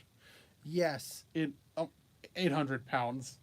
Yeah, it doesn't weigh as much because it's the float whale Pokemon. It's full over there. And then there, well, that's also why its defenses are below. It's a balloon. It's another slow, frail, mixed attacker. Its HP remedies the frailness a little bit. It's just, again, sometimes a simple design is all you need. Mm-hmm. And Wailord is just its whole thing is being absurdly large. It's incredibly funny. You can also breed this with a Skitty. Yes, and it can breed with Skitty. They're both in the field group. Yes. I had to mention that. You can breed Wailord and Skitty. But yeah, that's a fucking S tier. Yes. Wait, Lucas and Lucas Jr. Yeah. At least it wasn't a. At least you didn't. No, wait, don't you have another? Wait, no, that's Lumineon. Oh, that's Jake. Jake Jr. Jake Jr. You went Jake Jr. It's Lumineon. Yeah, Lumineon. The Lumineon named Jake Jr. Jake Jr. I'm sorry. Yes, Jake Jr. exists. And he's a Finneon. Sorry, not Jake Jr. So I don't know what came over me. Next up is Nummel. Camille. Yeah, the camel. It's Nummel and the Camerupt. This silly little guy. It's a fucking camel. Unfortunately, another victim of the Hoenn special. Yeah, this one is slow and frail and a mixed attacker. Yep. Fire grounds, and I think they're first fire ground type. Which, unlike fire rock at least fares better, or defensively. Wait. As in, there's just a quad weakness to water. Or unlike fire rock. It's also weak to ground. Yes. Actually, those might be its only. I think those are its only weaknesses. Yeah. POV, you're offered the starter choice. At least between is Crawdon also a mixed attacker? Yes. Point POV, you're offered the starter choice between Cacnea, a Nummel, and Corphish. Mm-hmm. Yeah.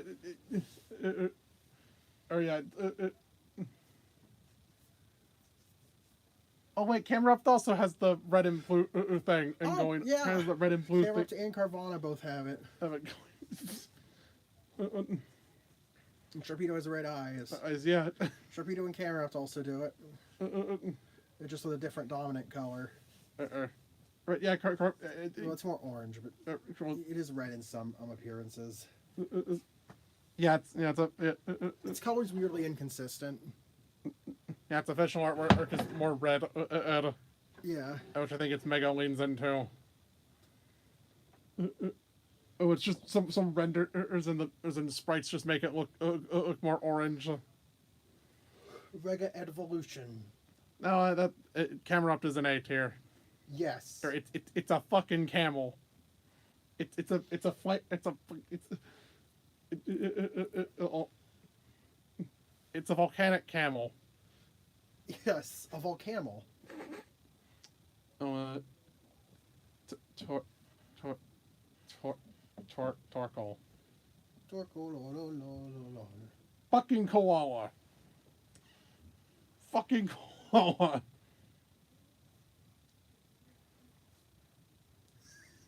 Fucking koala. Yep, the furnace turtle. Mm-hmm.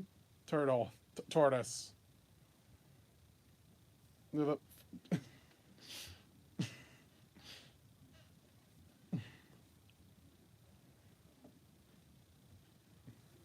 It's a tortoise.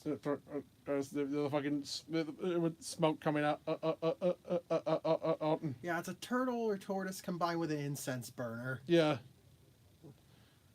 It really should be like have like the poison type or something. Yeah. I mean, incense isn't like toxic or anything. But it's like it just emits fumes. So. Yeah, I feel like it should have had a secondary type though, whether that be rock or poison or psychic or later fairy. I know it gets access to sludge bomb. Yeah. And smog. I just want to start in moves. I think it's just got a cool idea, concept. Yeah.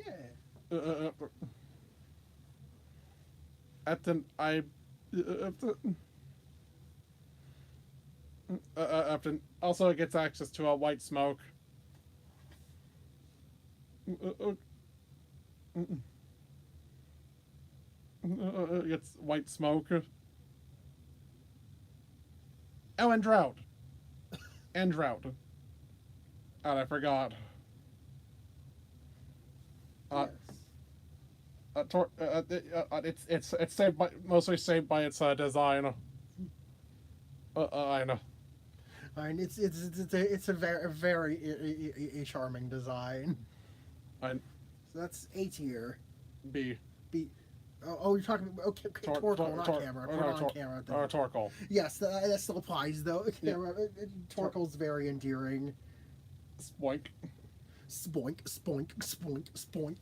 Spoink's only reason I remember Spoink is because as the fucked up Dex entry, either mentions if it stops bouncing, it dies. Why did they do that? If it stops bouncing, it dies. That is insane. And Grumpig's just kind of got this heavy middle stage energy. Mm-hmm. Every time I look at this thing, and also the fact that it's also a bit of quite the departure from Spoink, like design wise. Yeah, but Grumpig. Now this has we don't know of any like scrapped evolutions, but this also feels like it has major middle stage energy. Like I think its stats are serviceable enough, but like its design, it very much feels like it should evolve further. More like there was something in between. Yeah. There was something in between these two. Yeah. No, I think Grumpig should evolve. Yeah, Grumpig should. It just looks like a middle. Give it like a Psychic Rock or Psychic Dark Evo. It's the Manipulate Pokemon. Mm-hmm. It's based on like a saying about like pearls and swine. Yeah. Also one of the few things that learn Power Gem by level up. Yeah. That's why I could see. Maybe make it a split Evo. Yeah. Oh, I think Grumpig split Evo. You get like a bigger, more you get like a dark type Warthog Evo.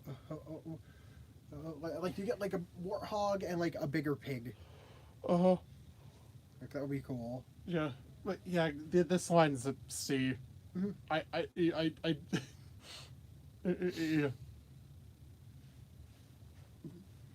I often have trouble remembering them. And when I do it, don't think it's exactly for the best reasons. Yeah. It's just remembering how sort of strange they are. Spoink's fucked up entry, fucked up Dex entry, and Drumpeg being having that middle stage energy.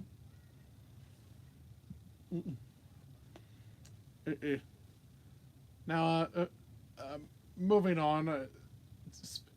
Moving on is Spindle. It's funny. It's funny. It's very funny. It's why in the hell does this Pokemon have thousands of tens of thousands of unique? Fucking billion. Why in the hell does this Pokemon have billions of unique appearances? Yeah, no Spinda. It's more. It's unlikely to get a Spinda of the same pattern. Yes.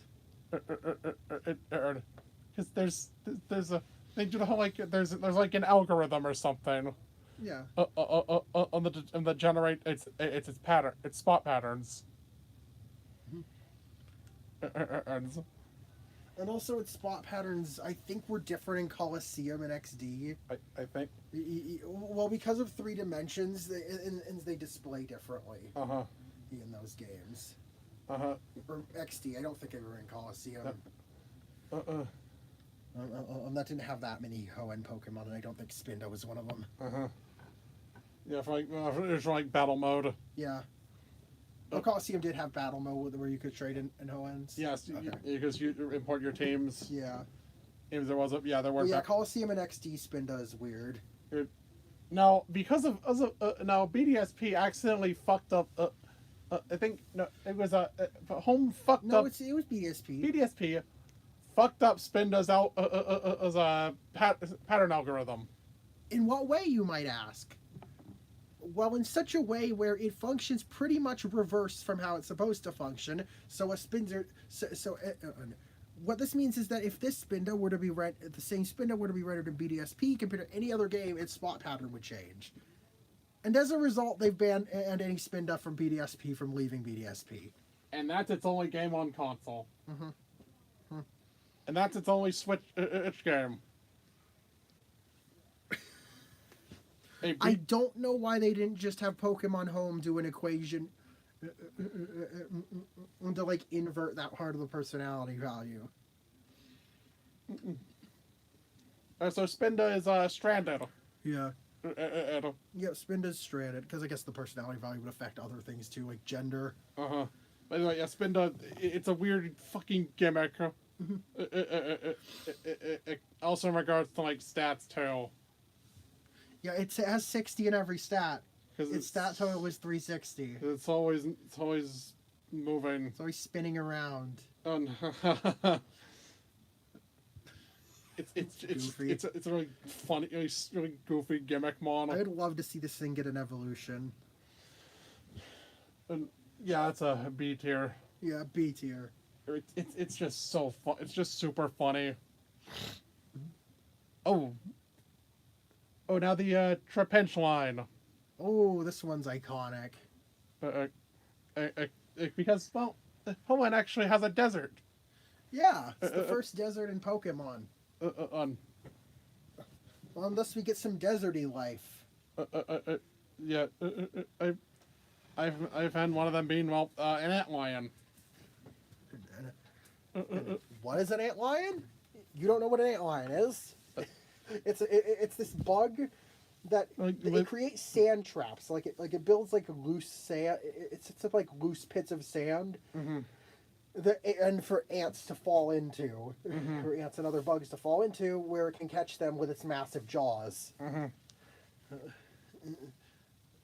yeah, that's reflected with Trapinch. You know the Sarlacc pit from Star Wars? Yes. That's based on an antlion, I think. I think so.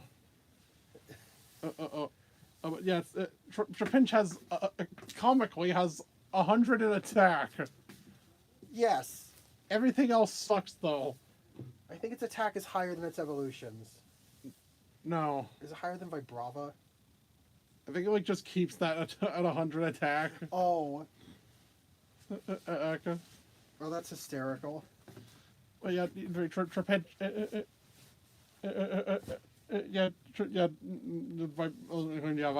Vibrava and Flygon.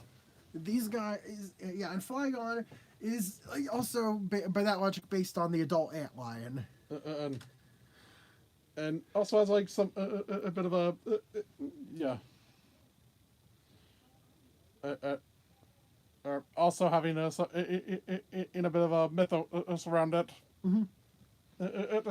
Like the desert spirit, and it likes to sing, and its songs call it a sandstorm.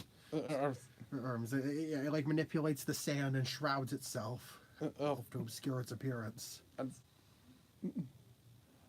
Unfortunately, Flygon got screwed over by them introducing another dragon ground type that just does everything it can and more. Or in the very next generation. But Flygon is Flygon's definitely a favorite of mine. Flygon's cool as hell. It's also cute. Yeah. Yeah, that's an S tier. Mm-hmm. Should have been Bug Dragon. It almost was. Yeah. As I remember. Next up is another desert Pokemon. The Cacnea line, and also vaguely based on like Scarecrow. Cacnea is also sort of based on a Scarecrow. Yes. These guys are just a little fucked up.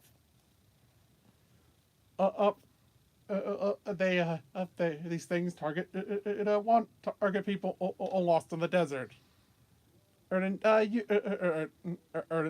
Those usually about to die. Mm-hmm. It was already like about to die. So Cacturne waits for wary travelers to pass out or die, so it can eat them. Mm-hmm. It's also a victim of the Gen 3, the Hoenn special. It's slow. It's frail. It's a mixed attacker. But hey, it gets water absorb. Yeah, I think this thing should have had.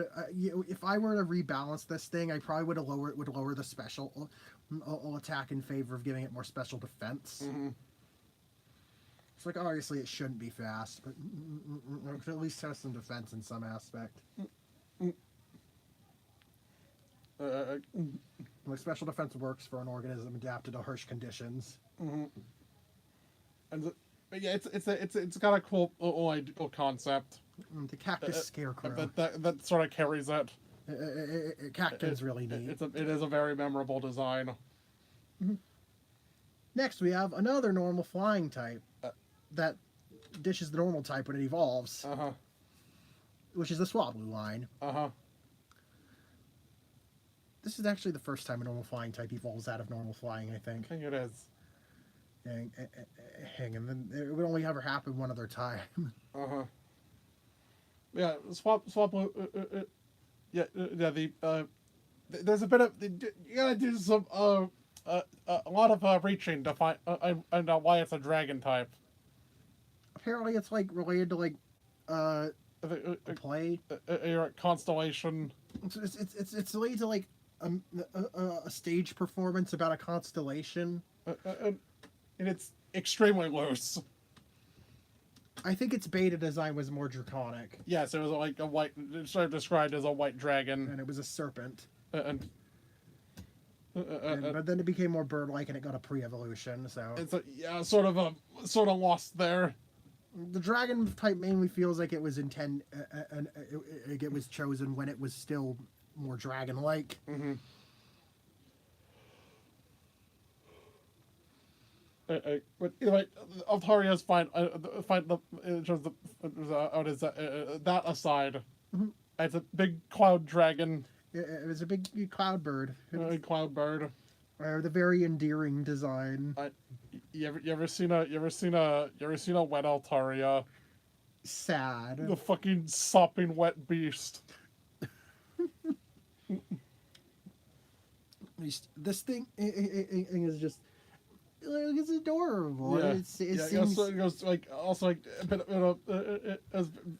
also like a bit for terms of like dragon. It sort of goes against the norm of dragons. And being like big and scary. Yeah. I don't know how big Altaria is, but it's definitely not scary. Yeah, the scary dragons. Yep, this thing, in one of its Pokedex entries reads that, and if it likes a trainer, it will softly envelop them in its cloud-like wings and gently hum to them. Yes. It'll hug you and sing you a tune. Yeah. Yeah. A tier. A tier, delightful creature. All right, now we got a pair of duos here. Mm-hmm. Here's First up, Zangoose and Seviper. Mm-hmm. Oh my! Yeah, the original rivals. yep, the mongoose and snake and mongoose. Based on snake and mongoose. The rivalry between snake and mongoose. Mm-hmm. Those creatures that have been known to hunt one another. They can breed. Yeah, Zangoose and Seviper can breed. Zangoose and Seviper can breed. Mm-hmm. That's so funny. They can just breed. Mm-mm. Ada. Because they're both in the field egg group. Mm-hmm. Mm-mm-mm. But wait, also, they're in opposite growth rates. Yes. Seviper is in the fluctuating growth rate, which means early on it grows really fast, but it tapers off, often becomes the slowest growth rate. Zangoose is in the erratic growth rate, where it starts out where it's really slow to level up starting out, but eventually it outpaces other Pokemon at higher levels. I'd know. Yeah. I know. I got a Zangoose level 100. Yes. Within a playthrough. Once. And also, Zangoose did all the heavy lifting in that playthrough. If you're wondering. And Zangoose is like a fucking crazy ass. It's like a crazy ass moveset. Yeah. And also being just a solid sweeper.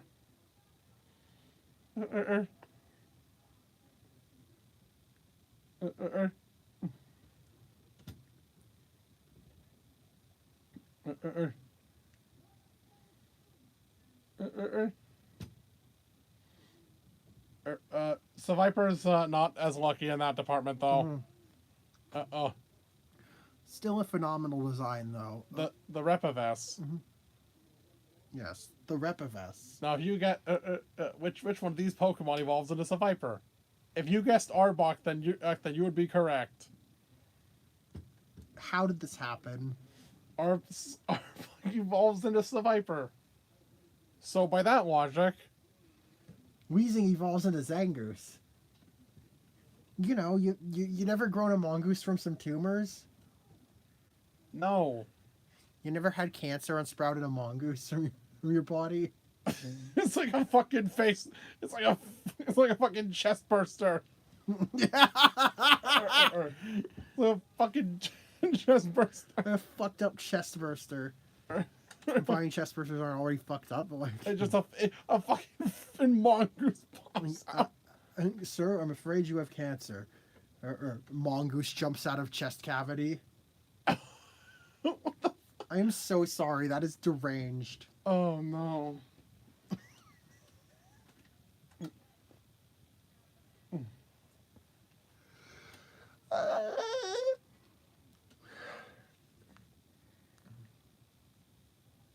But yeah, these two are really solid. S tier. Yep. Now another pair.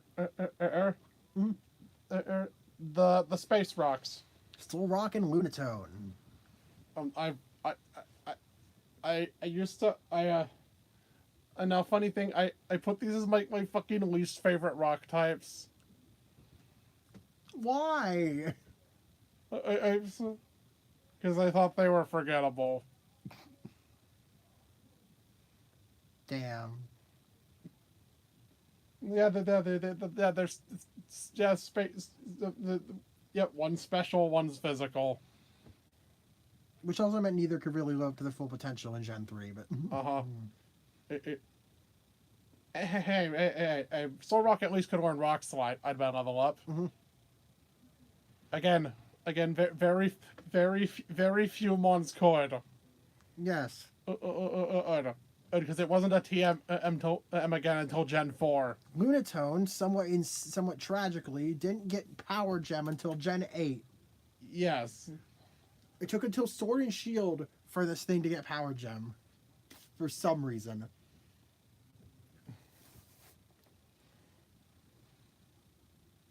Why did they do that? By the way,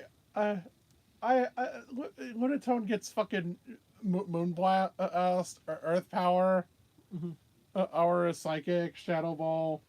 Well, now Power Gem. Now it gets Power Gem. Solrock, it's Rock Slides and Headbutt, Earthquake, Flare Blitz. It's yeah, they're very Ironhead. Yeah, they're very solid options. And aside from their stab, they have some pretty distinct things. Like Lunatone gets Ice and Fairy, Solrock gets Fire and Fire and Steel. Yeah. They're just really solid mons. That's an A tier. That duo team sort of helped me appreciate them more. Yeah. Now. Next up is Barboshan, the Barboach line. Oh yeah. I was looking way farther down. The Loach and the Catfish.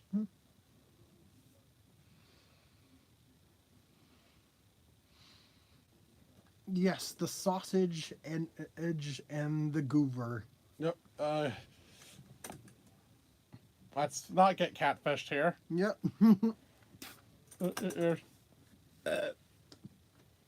So basically, it's a pair of ground types.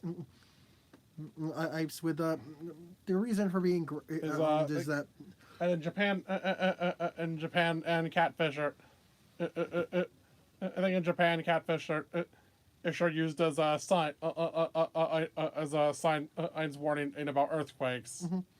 I think there are also myths about giant catfish causing earthquakes. You think? Yeah, that too.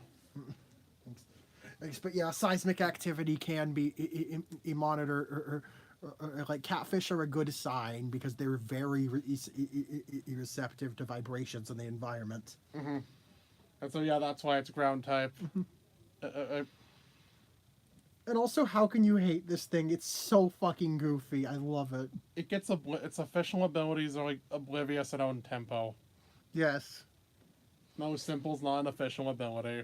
This thing does not have a care in the world. Another water ground type that I like with no thoughts. Yep, just like Quagsire. This is Quagsire's drinking buddy. It's just no thoughts. They go out and drink mud together. Yeah. It's so it's respect the cash. Yes. Oh, and it gets Dragon Dance too. That's awesome. I also just get Dragon Dance. No, yeah, that's an S tier. Liquidation, Earthquake, and Rock Slide. That's an S tier. S tier. Whiscash is delightful. Then there's Corfish. Corfish. There's Crawdont. Let's try their second attempt at a crustacean. And they're at least a bit more interesting than the first attempt. Corfish is it's kind of dopey looking. And then when it evolves... Crawdont's got the star on its forehead. And it gains the dark type. And the Hoenn special. Sadly. Yep, slow, frail, mixed attacker. It does get Dragon Dance. So there is at least hope for it. There is a chance. You can get it out of that bottom speed tier. It at least gets Dragon Dance. It's cool enough. Yeah, it's got more going on. It's got more going on. It's got a more unique shape to it than just crab. Yeah, yeah. Compared to Kingler. Like Crawdot's silhouette is a lot more fantastical than what Krabby and Kingler have going on. Mm-hmm. Like you kind of just put anime eyes on a crab with Yeah. with Krabby and Kingler. Mm-hmm.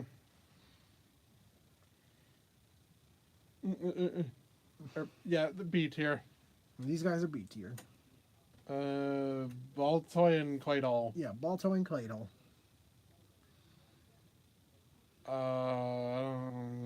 The top. Mm-hmm.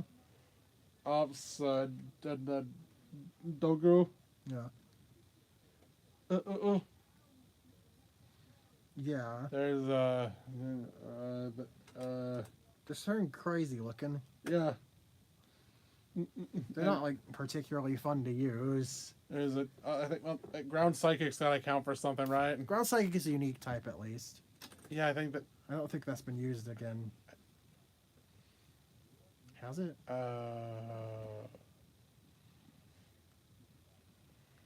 Has that been used? Has that been used again? I think that's still so wholly unique to this line. Yeah. No. Yeah. Mm-hmm. Yeah. Even now. Oh, Ground Psychic is still a unique typing to Claydol. Well, it's got that going for it. That's neat, I guess. The only way you're like using this thing is like with nasty plot. Yeah, and even then there are more. There are special attacks that hit harder and do more interesting stuff. You got better options. Its unique type is. It does have levitate. Mm-hmm. At least. Yay. Yay. Yeah, I'm just not super impressed by Claydol. Yeah, it's another C tier. Mm-hmm. All right, now it's time to. Oh, fuck me. All right. Lilip and Credilli. The Dicker. This is not our joke. Yep. Okay. The eye is actually right. The eye is not the big circles. Yeah, that's the those are Also like another decor. Yeah, the actual eyes are inside the black void. Mm-hmm. I think this. I've just never really been impressed with Credilli.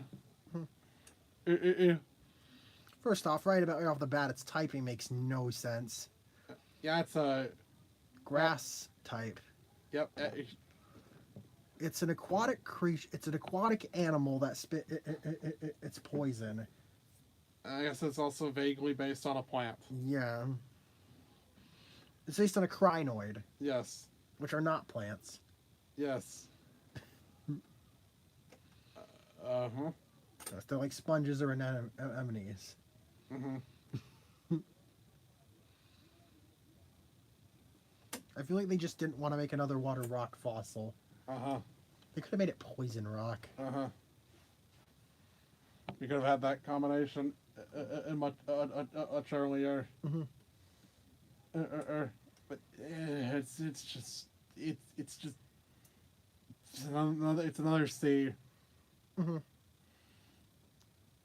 Now, on the contrary, there's the Anorith line. The Anorith line, based on the Anomalocaris. Armoldo hits really hard. Mm-hmm. Based on a weird ancient arthropod. Also, it gets battle armor. Yes. It also, yeah. Also, despite being based on like an aquatic animal, it can't learn surf. It can't learn surf. Yeah, why can Rhydon surf but not Armaldo? Yeah, it's a really solid. It's fun. It's solid physical tank.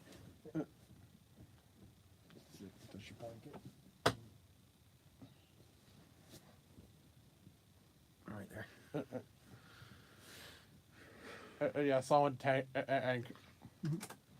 Old physical tank. And I just really like its design. It's got like weird bug dinosaur vibes. I fuck with it. And that's an S tier. Yeah, S tier, man. Now, time for another tier discrepancy. Between two members of the same line, and this is the most drastic one we've seen thus far. Feebas. All the way down in F tier. I think this goes without saying. Like, not to, and no, we're not doing that because it's ugly. No, it's not. This is purely gameplay based. First, and in Gens 3 and 4, or Feebas was finding a Feebas was based on Feebas was only found in specific area. Which in one an area. which big whoop. A lot of Pokemon are only found in one area. Where you find it is based on certain tiles on the map. Yes, in this entire several dozen in tile river, only 6 tiles are randomly selected each day to have a chance to have a Feebas in them. Based on your ID. Based on your trainer ID. In other words, it's completely random. You just have to fish several times in each spot on the river. It's a 50% encounter. It is a 50% encounter, which is okay, which is solid on the tiles it's there, but that also means if you only fish on each tile once or twice, there's a good chance you won't see a Feebas. You have to fish like 5 or so times to be absolutely sure, or you don't find Feebas. Thankfully, ORAS simplified this is by just making it a certain spot at a certain time. Yeah, now it's based on time of day. And like under the bridge. Yeah, under the bridge. It's in the spots it's in do not change and are the same for everyone. It's just more strict with when you can do it. BDSP was not so kind. Yeah, it's still random. I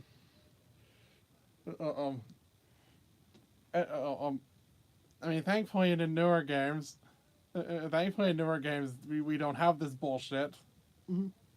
And you could just like skip. You sometimes just skip the Feebas. Us. They're even catching Feebas. Well, now the Prism scale exists too. Yes. So it has a dedicated evolution item. Yeah, Feebas just has that infamy. And speaking of evolution, it's also a pain to evolve one in Gens 3 and 4. Because you have to rate up to a max of its beauty stat at up to at least over 200. So you have to do a decent job at making Poffins and Pokeblocks. Ox with somewhat decent quality berries, and also if you happen to roll like a minus special attack Feebas, good luck actually evolving it. Because natures will affect the flavor. Natures affect flavor preferences and therefore contest stat gains. In Gens 3 and 4, you were limited to how many Pokeblocks you could feed a Pokemon. Yeah, to how much? Yeah. If you fed your Feebas a bunch of Pokeblocks and it didn't max out its beauty stat, but it did max out its sheen, it can just never evolve in that game. Thankfully, once again, ORAS removed the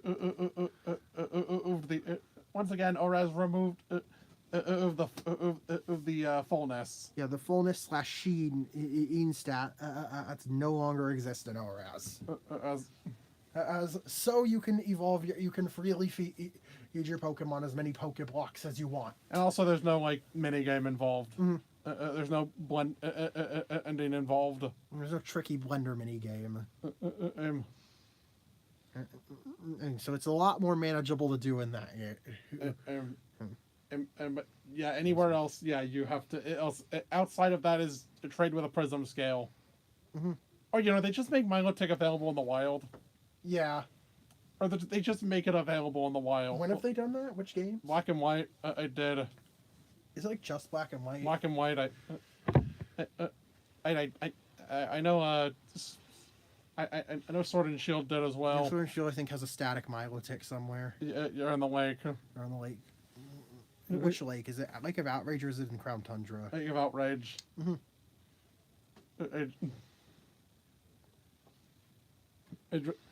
Either way, it's easier to get one nowadays. You know, barring the fact that it's a trade evo.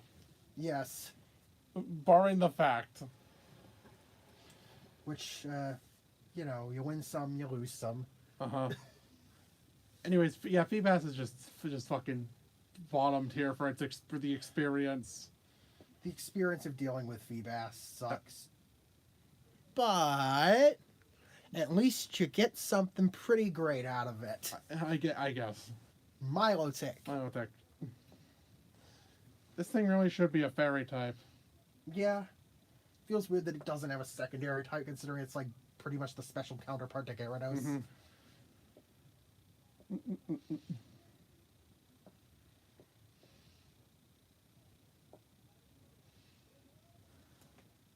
Hey, they gave it Dazzling Gleam now. Oh, awesome.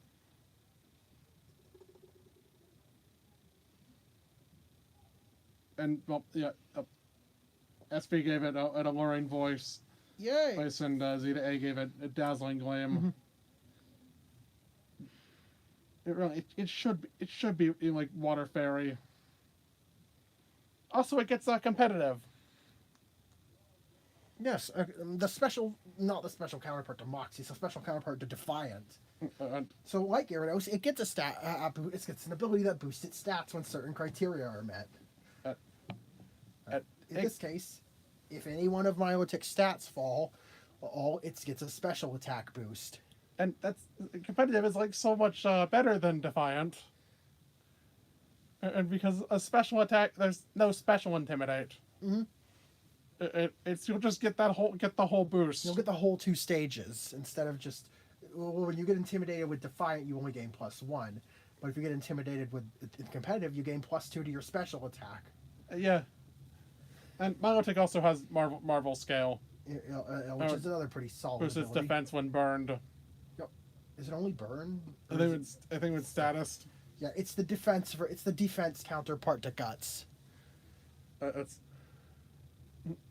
Which isn't as good as this competitive, I'd argue, but it's not a bad ability, I think.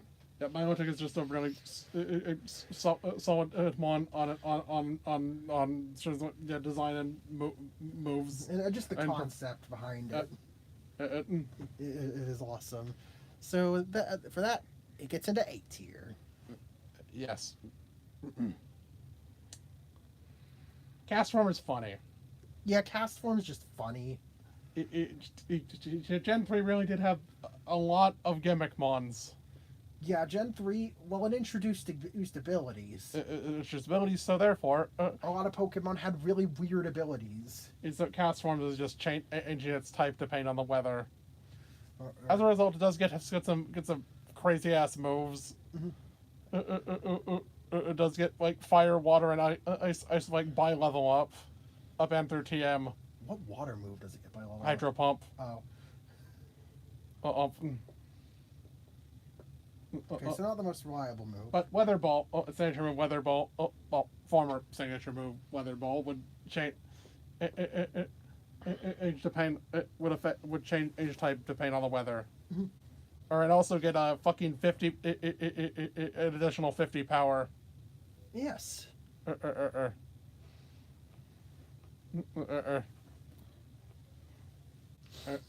Castform's a fucking B. It's goofy. It's silly. You want more funny normal gimmicks. Well, here's another one right next to it in the decks. With Kecleon. Admittedly, color change isn't that helpful.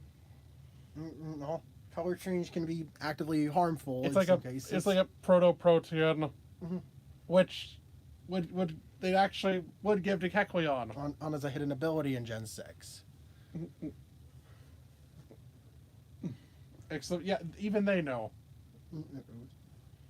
Basically, color change means that whenever Kecleon is hit by a damaging attack, it changes its typing to be that of the attack, assuming it's not already said type. Yep. Kecleon, yeah, Kecleon just It's also surprisingly strong for an unevolved mon. Yeah, you would expect this. This thing looks relatively unassuming, but like it's got really high special defense and not bad attack. I think it's like 100 attack. Yeah, it's got really high special defense and surprisingly good attack. Uh, uh, Mm. uh, uh, uh,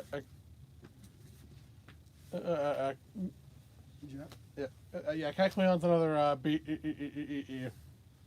just another funny normal type. It's silly. I like it. Shuppet. Oh, finally the two ghost types. Type for ghost lines number 3 and 4. Oh, 4 and 5. 5 for number 4 and 5. I say bye. Yeah, there were only 3 ghost types introduced in Yep, this 3 game. generations, and you still didn't have enough fully evolved ghost types to make an entire team. God damn.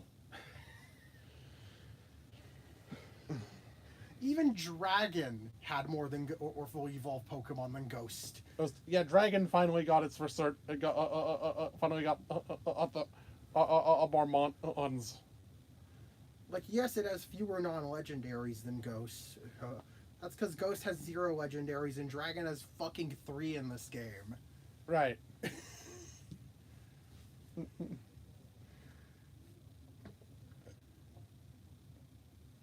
Non-legendaries are 4, 3 actually. Yes, same amount.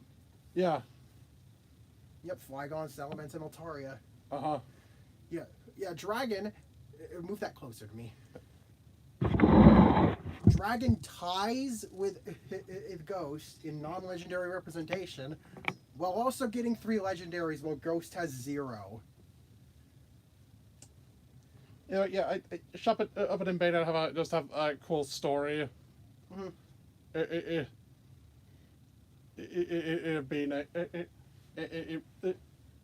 Also just the puppet to marionette. You go from a hand puppet to a marionette. I'm imagining a bayonet. I'm imagining someone using a bayonet like a muppet, like flapping its mouth open and closed. Uh-huh. I think apparently the zipper. I think that's something about like its zipper mouth. Yeah, it's holding back. Like it's filled with powerful Earth energy. And if it's unzipped, all that malice is let loose. Yeah, no, Bayonet, Bayonet being like a fucking doll a child threw away. And now it swears vengeance on the child who disowned it. God damn, I almost feel bad for it. As someone who and if you've seen my shelf, We are very sentimental and we collect plushies. I was feel bad for the thing.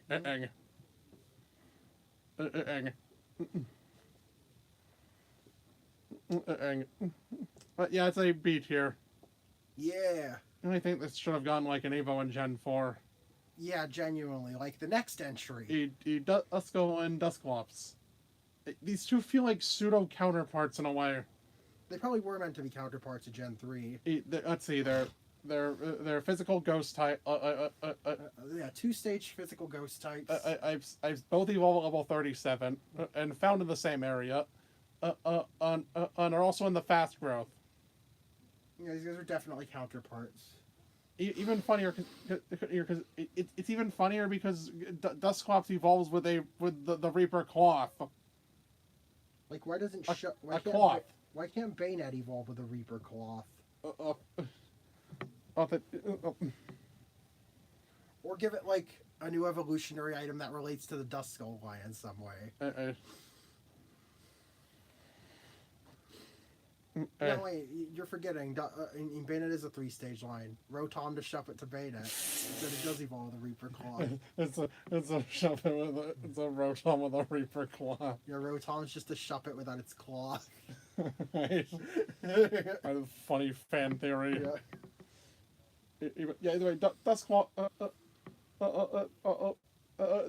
Dusclops just cool. Yeah, it's just got this vibe. Uh-huh. And also, Duskull also only has one eye. It just floats around or inside its skull and switches between sockets. Uh-huh. That's which I think is a cool detail. Yeah, it's like we know this fucking like a fucking Reaper. I think Dusclops creates black holes. I think. That's wild.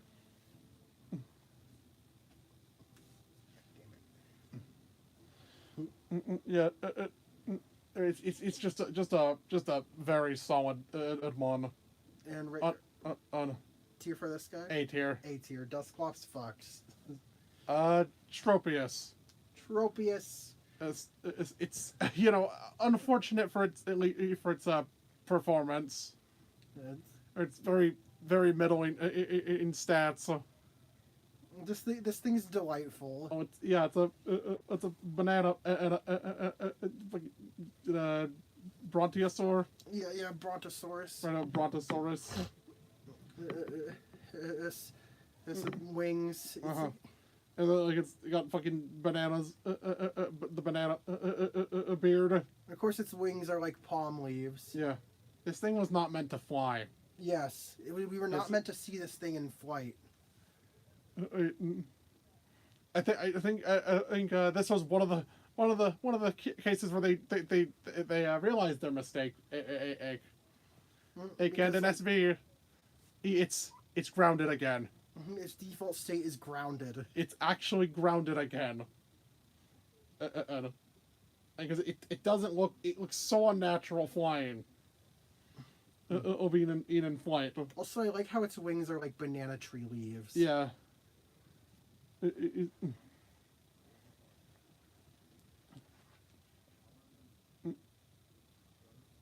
Now I'm Yeah. Yeah. I think this is I think that's one of its things. It's maybe its dex entry mentions. It lets other people in Pokemon. Yeah. Pokemon loves fruit, eats continuously. I think it lets other people in Pokemon eat its berries. Yeah, a bunch of the fruit. A bunch of the fruit around Tropius' neck are very popular with children. Yeah. And it's a gentle giant type Pokemon. Yeah, I mean, I guess that's reflective of its. I guess that's sort of reflective of its stats. Yeah. It's not super aggressive. It's very bulky, but it doesn't hit very hard. Mm-hmm. Tropius is delightful. I love this guy. Yeah, that's an A tier. Yeah. Please give it an evolution. Please give it the Roselia treatment. Give this thing the Roselia treatment. Give us Cornucopias. Cornucopias. It's covered in all sorts of different fruits. Mm-hmm. Next up is Chimeco. Maybe Tropius get evolution like a Greek region. Huh. Yeah. Maybe. And that would be fun. Then there's Chimeco. Oh yeah, this guy exists. This thing fucking exists.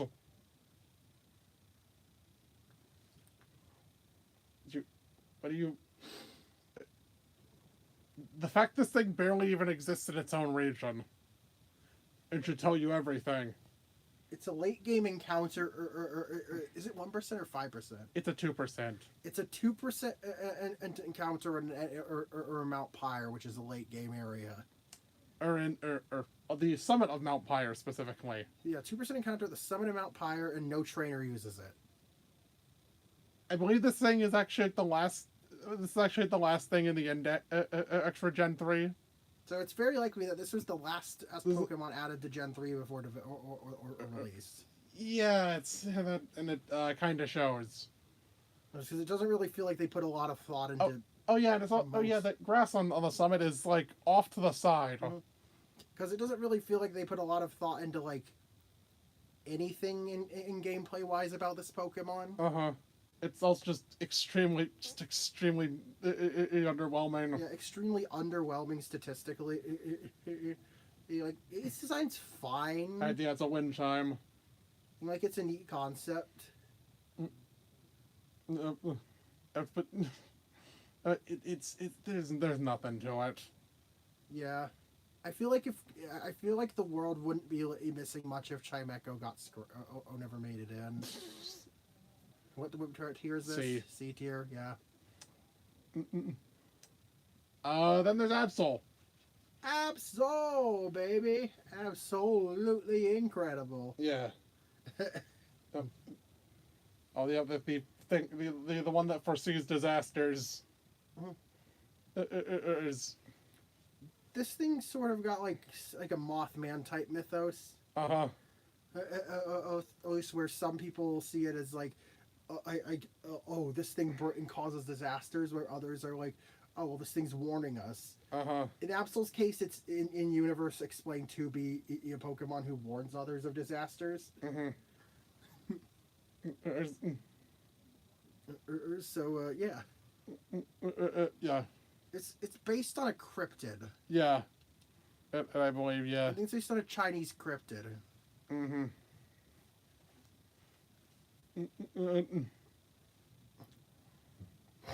It's like this weird wolf lion thing.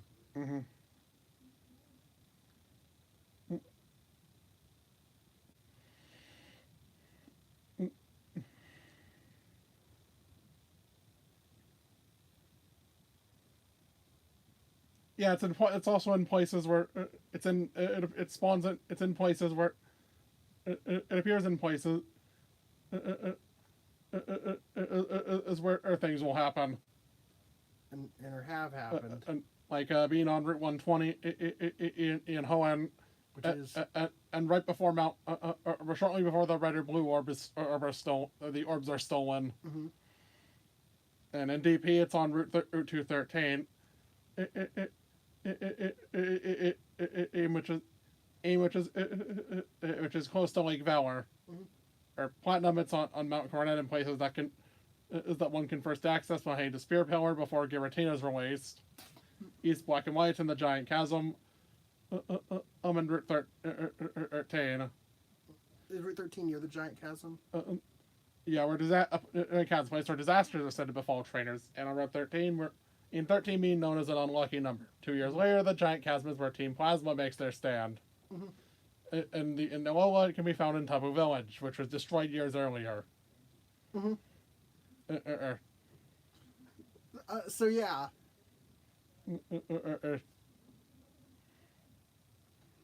I love that bit of environmental storytelling. And yeah, the Baizhu. He's afraid of the white beat. He's distinguished by having one or two horns. To be an intelligent beast, Baizhu is gifted the ability to understand human speech and knowledge. It's on the forms and habits of 11,520 types of supernatural creatures in the world. Oh yeah. It also has a bit of a yin yang inspiration. The yin, which was a lot less subtle with its original design.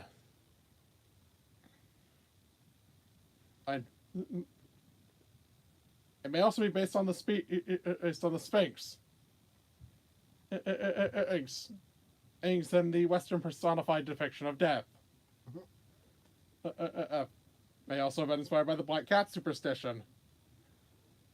Point is, this thing has like a lot of inspiration. Yeah. Impact into it. Also, there is a video on our channel all about Absol, involving an Absol hatching. Yes. None of you will get this. None of you will understand this. Did we ever explain that? No. Just vague posting about an Absol that hatched. Okay, so like, pretty much the deal with that was this Absol's egg was created. It was created a year before. It did more than a year before, slightly before Unis Honest started, and the egg was hatched very shortly after Unis Honest ended. Right after the live stream. Right after the live stream. Yes. So, it was black and white. Yes. Which also influenced the change in name. Memory. Short of Memento Mori. Yes. That's the... Memory with an I. That's the... Yes, I'm finally explaining that. Yes. This weird vague posting. I don't remember what it was called. Memento Mori. Oh, okay. This weird ass vague post. You did. But yeah, Absol's an S tier. Yeah. Okay. We really are jumping all over the place. Alright, after Absol, we got... Oh. Why not? Why not? The other baby introduced in Gen 3. Is that so? Mm-hmm. That's the way it is. So, I think Why Not in particular has this egg. Egg you get in Lava Ridge. And it's coded to take significantly longer to hatch than a normal Why Not egg. This pissed me off. That there just pissed me off. Why did they do that? And all that for a Why Not.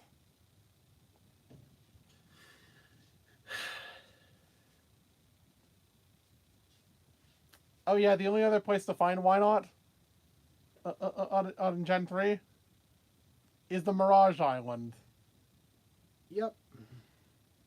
And which is also completely random. It depends on ends on the personality values of your Pokemon. On its your current party's Pokemon. Yep, it's insanely it's impossibly rare. It's almost impossibly rare. An almost impossibly rare occurrence. Mm-hmm. Also, the only way to get the Lychee Berry. Yeah, the Lychee Berry. Yeah. Yeah, the only way to get a Lychee Berry. In Gen 3.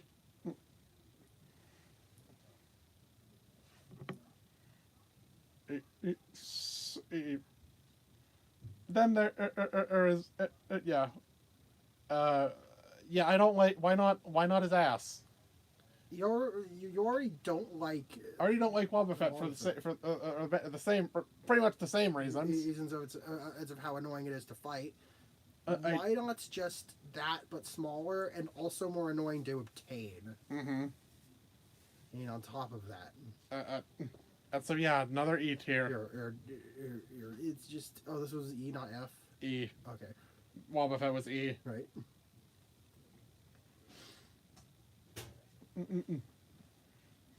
E. Remember, F has to have a personal reason. Right. F requires something. It's just a personal hatred. Moving on. So the Snorunt line. Yep. Snorunt and Glalie. What are these guys doing in Hillen? They needed ice types. They needed ice types. And the only place with ice types, place to put ice types was Shoal Cave. Mm-hmm. Snorunt is found in the basement of Shoal Cave, which depends on the time of day. It depends on if it's low tide or not. Mm-hmm. Now, Snorunt has this line does have a lot of inspiration behind it. There's a lot to do with like Japanese folklore. And also, Glalie a fucking. Glalie is also a. It's also the fucking. It's in. I think it's in onigiri. But also a goalie, like in hockey. Yes. And its Japanese name is onigori. Onigori. It's onigiri combined with gori, which is goalie. Yeah. literate transliteration. It also sounds like gory Gory. because it's like a Yeah, it's like a rice ball. Yeah. It's unfortunately, those stats, unfortunately. 80 in every stat. 80 across the 80. And doesn't get a whole lot. Why this thing? Why is this Pokemon on all rounded? Oh. Because God. it's a ball. Oh, god damn it. This thing should also, like, totally be a rock type. Yeah. It's described as being, like, having a rock hard... Body made of rock. Made of solid rock. Yeah, face made of rock. Like its core is made of rock. Yeah, Rock has an icy shell. Oh, yeah, it should be. It should be ice rock. Mm-hmm. I mean, that wouldn't improve it. I think that would just make it worse. That make it even worse than it is. Logically, it should be ice rock type. But it's a B tier. I think the inspiration. The inspiration saves it, even if it's an aggressively mediocre Pokemon statistically. It's still got a cool design and concept behind it. Thankfully this line gets saved a little. Mm-hmm. It gets something more distinct soon. Next up, Spheal. Spheal, the other ice type. We're almost done here. The other ice type line, I didn't know